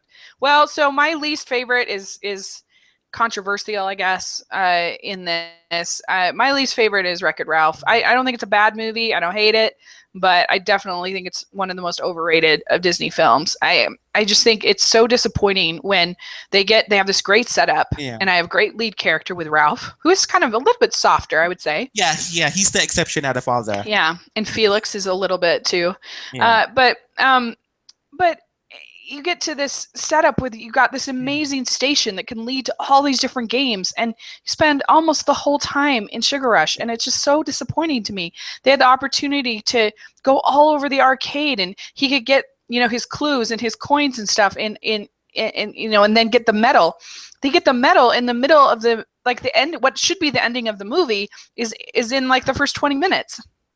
of Oh, him getting the medal. yeah. And I don't really like Sugar Rush. To me, Sugar Rush is so generic, and it's a very generic story in Sugar Rush. And I don't like Sarah Silverman, and I don't like Vanellope, and so I don't know. It's fine. Like it's a perfectly average film to me. Kind of for me, I think I'm similar to how you are on Frozen, as maybe I am to Wreck-It Ralph, because I don't hate it. I think it has some good things about it, but I just think it's like people are saying, people put it in the top 10 Disney films, and I don't think it's anywhere near that, personally. I think Wreck-It Ralph, I think I ranked it like third or fourth, I believe. I don't know. I just really liked it. I agree with everything you have said. Like Sarah Silverman, like no, you should have casted a kid to be Vanellope. Sugar Rush isn't very interesting, and the film kind of takes a nosedive afterwards. But I don't know. Like I still like it. I like the world building, or what we knew of the world building before they still it into Sugar Rush. I liked the other three characters. I really like Felix. I really like Calhoun. I really like I do Ralph. like them. They're great. Yeah, Vanellope's okay. But when she's good when she's not cracking those awful jokes. Right. But otherwise, like, yeah. And I feel like it's kind of an outlier for this era. So I kind of appreciate it for that. The story just had me captivated. I was interested. I was a lot more invested than I thought I was going to be. Wreck-It Ralph kind of got me into like the online animation community. Because I wanted to learn more about Wreck-It Ralph, about Disney, and then I met all of you guys and all my animation friends. So I feel like I'm kind of nostalgic towards this film because it kind of got me into this online community. So yeah. Interesting. Yeah. Well, that's good that because sometimes being in the online community can be a double-edged sword and sort of ruined certain films for you. Like I have to admit, I sort of felt a little bit that way about Frozen, because when I just thought everybody loved it. I was just like, it's such a great movie. I love it. No matter what anyone says, there's a time where you would be crucified for saying one critique about Frozen. Yeah, and then I go into the online world, and it's like it's false feminism, and it's blah, blah, blah, and I'm like, oh. Like for Frozen, for all 2014 and 2015, I had to like not read anything about Frozen because things just keep on popping up, and I didn't want it to influence my opinion. Right. So you just have to learn when to shut it off and when. Yeah. Yeah, exactly. That's very true. And you just have to be honest with, you can't allow those things to change your opinion. Like exactly. you can listen and you can take it in, and you can maybe have it, maybe look at it from a different perspective, but like your opinion's not worth anything if you're just parroting out what everybody else thinks about, like if I'm just like out there saying, oh, I love Wreck-It Ralph, then why am I doing this? Yeah. Like if I'm not honest about how I feel. People want to hear your opinion for a reason, even if it's controversial or disagreeable. People want to hear your opinion because you're you.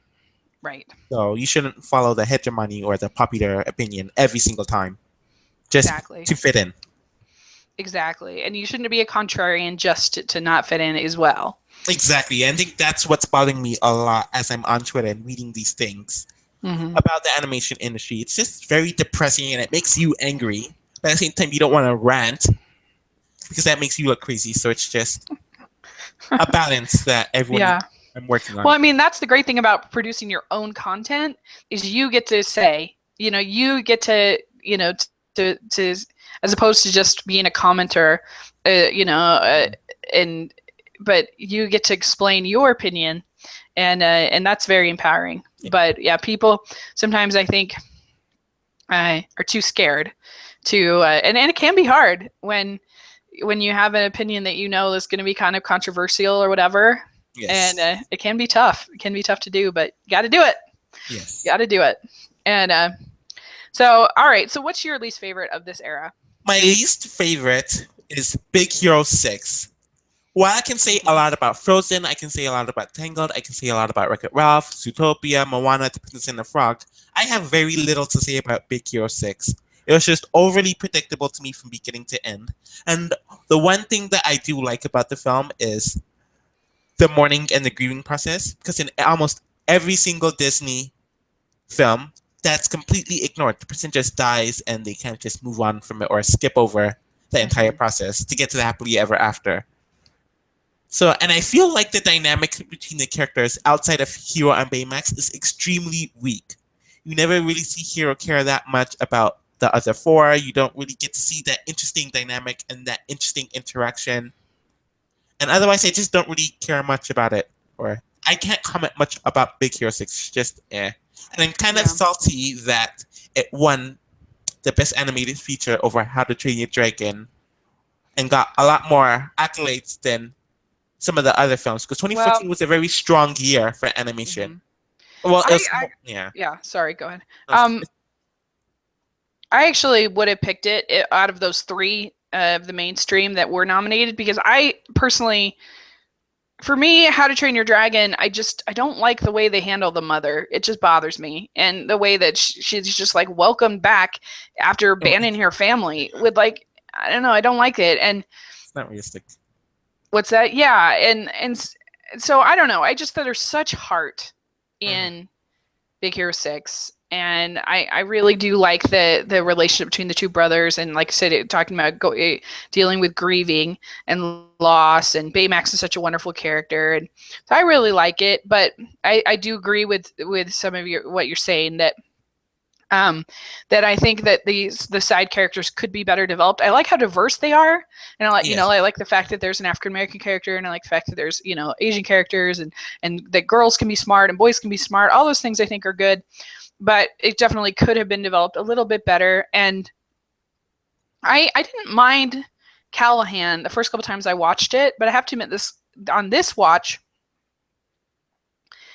I did see he wasn't as strong, as for some reason it bothered me a little bit more on this watch, that he was. Maybe it's just at this point I've seen so many Marvel movies, and so the sort of the stuffed shirt, the bad guy in a suit is a little bit more played out than it was for me into the Iron Man movies and stuff like that. Yeah. And I hadn't seen a lot of those movies back then, and so it had a little more novelty to it. And so anyway, I do think that the when they're fighting, and there's the tunnel in the sky or whatever, and all that scene goes on too long, and it's a little bit boring.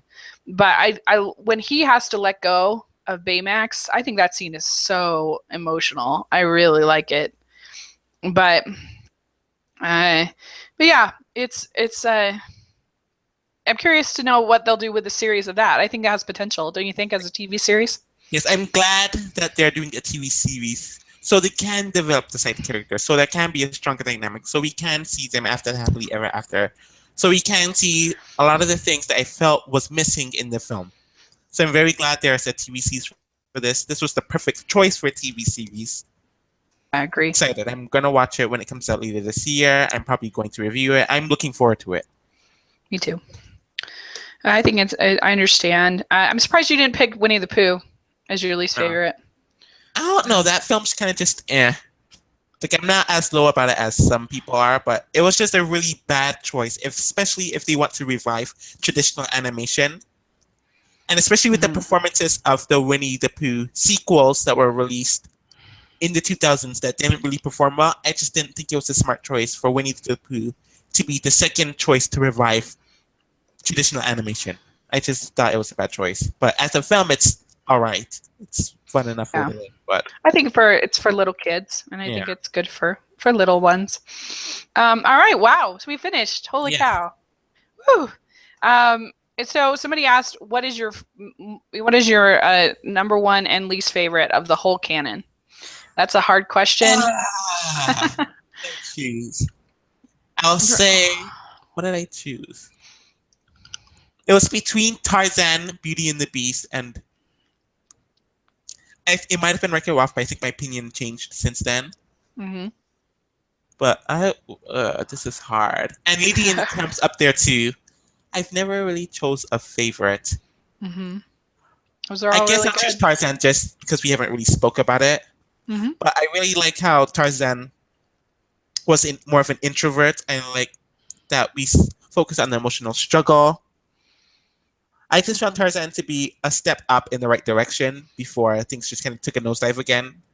Mhm. especially after what was I love going on. Tarzan. Yeah. Well, and the chemistry between Tarzan and Jane is really good. You really get a sense of them sharing their worlds with each other, Mhm. and that's really good.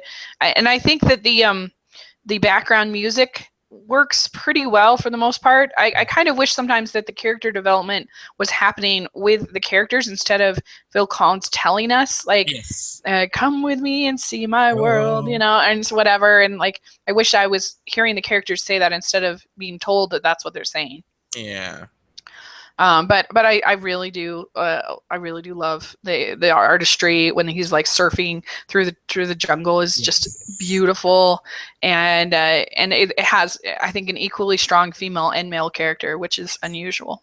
And what I like about Jane is that she is the damsel in distress, but that doesn't mean she's a weak character. And Right. she doesn't have strong characterization. I feel like with modern feminism, they bash people who are housewives who are damsels in distresses Hmm. or who don't want to be these active, physically I mean, strong a lot people.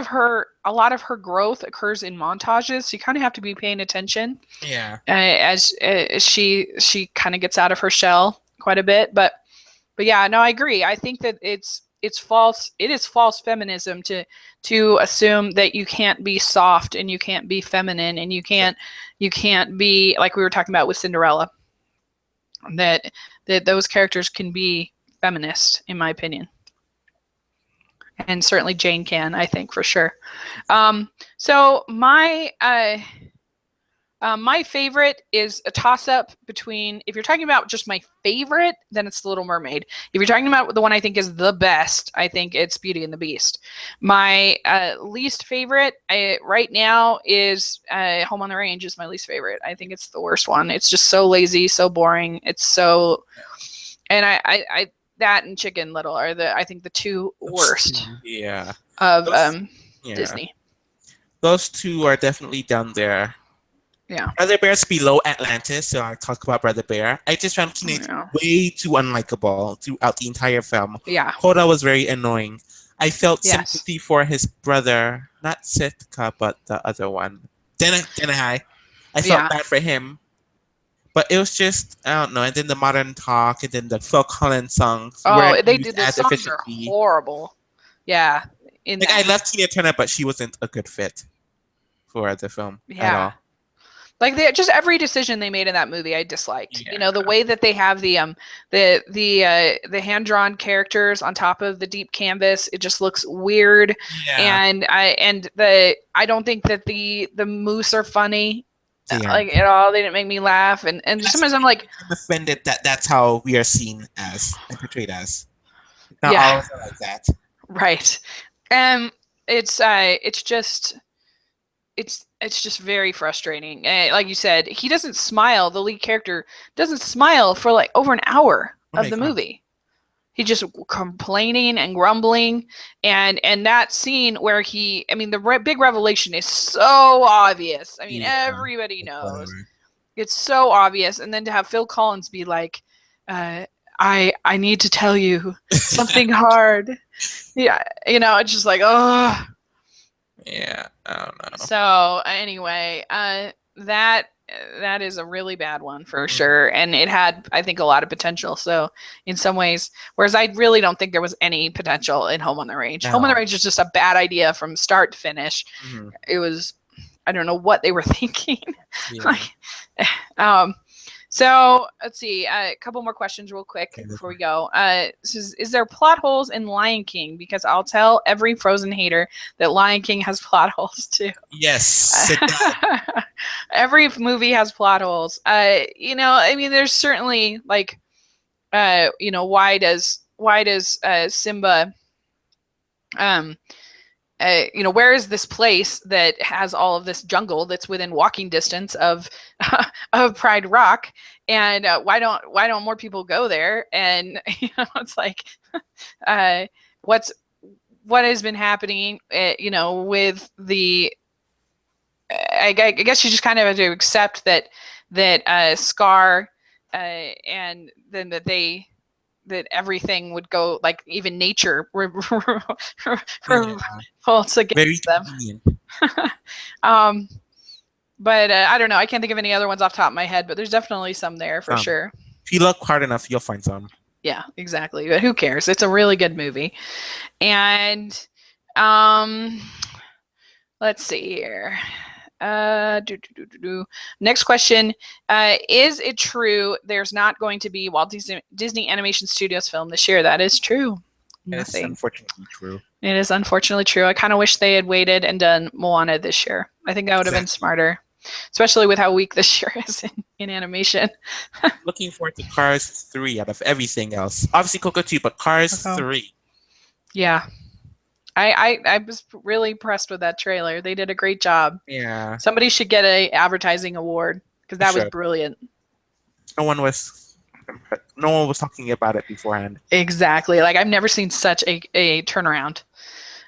But yeah, this year, I mean, Boss Baby looks horrible. The Nut Job 2, in my opinion, looks horrible. Emoji Movie looks horrible.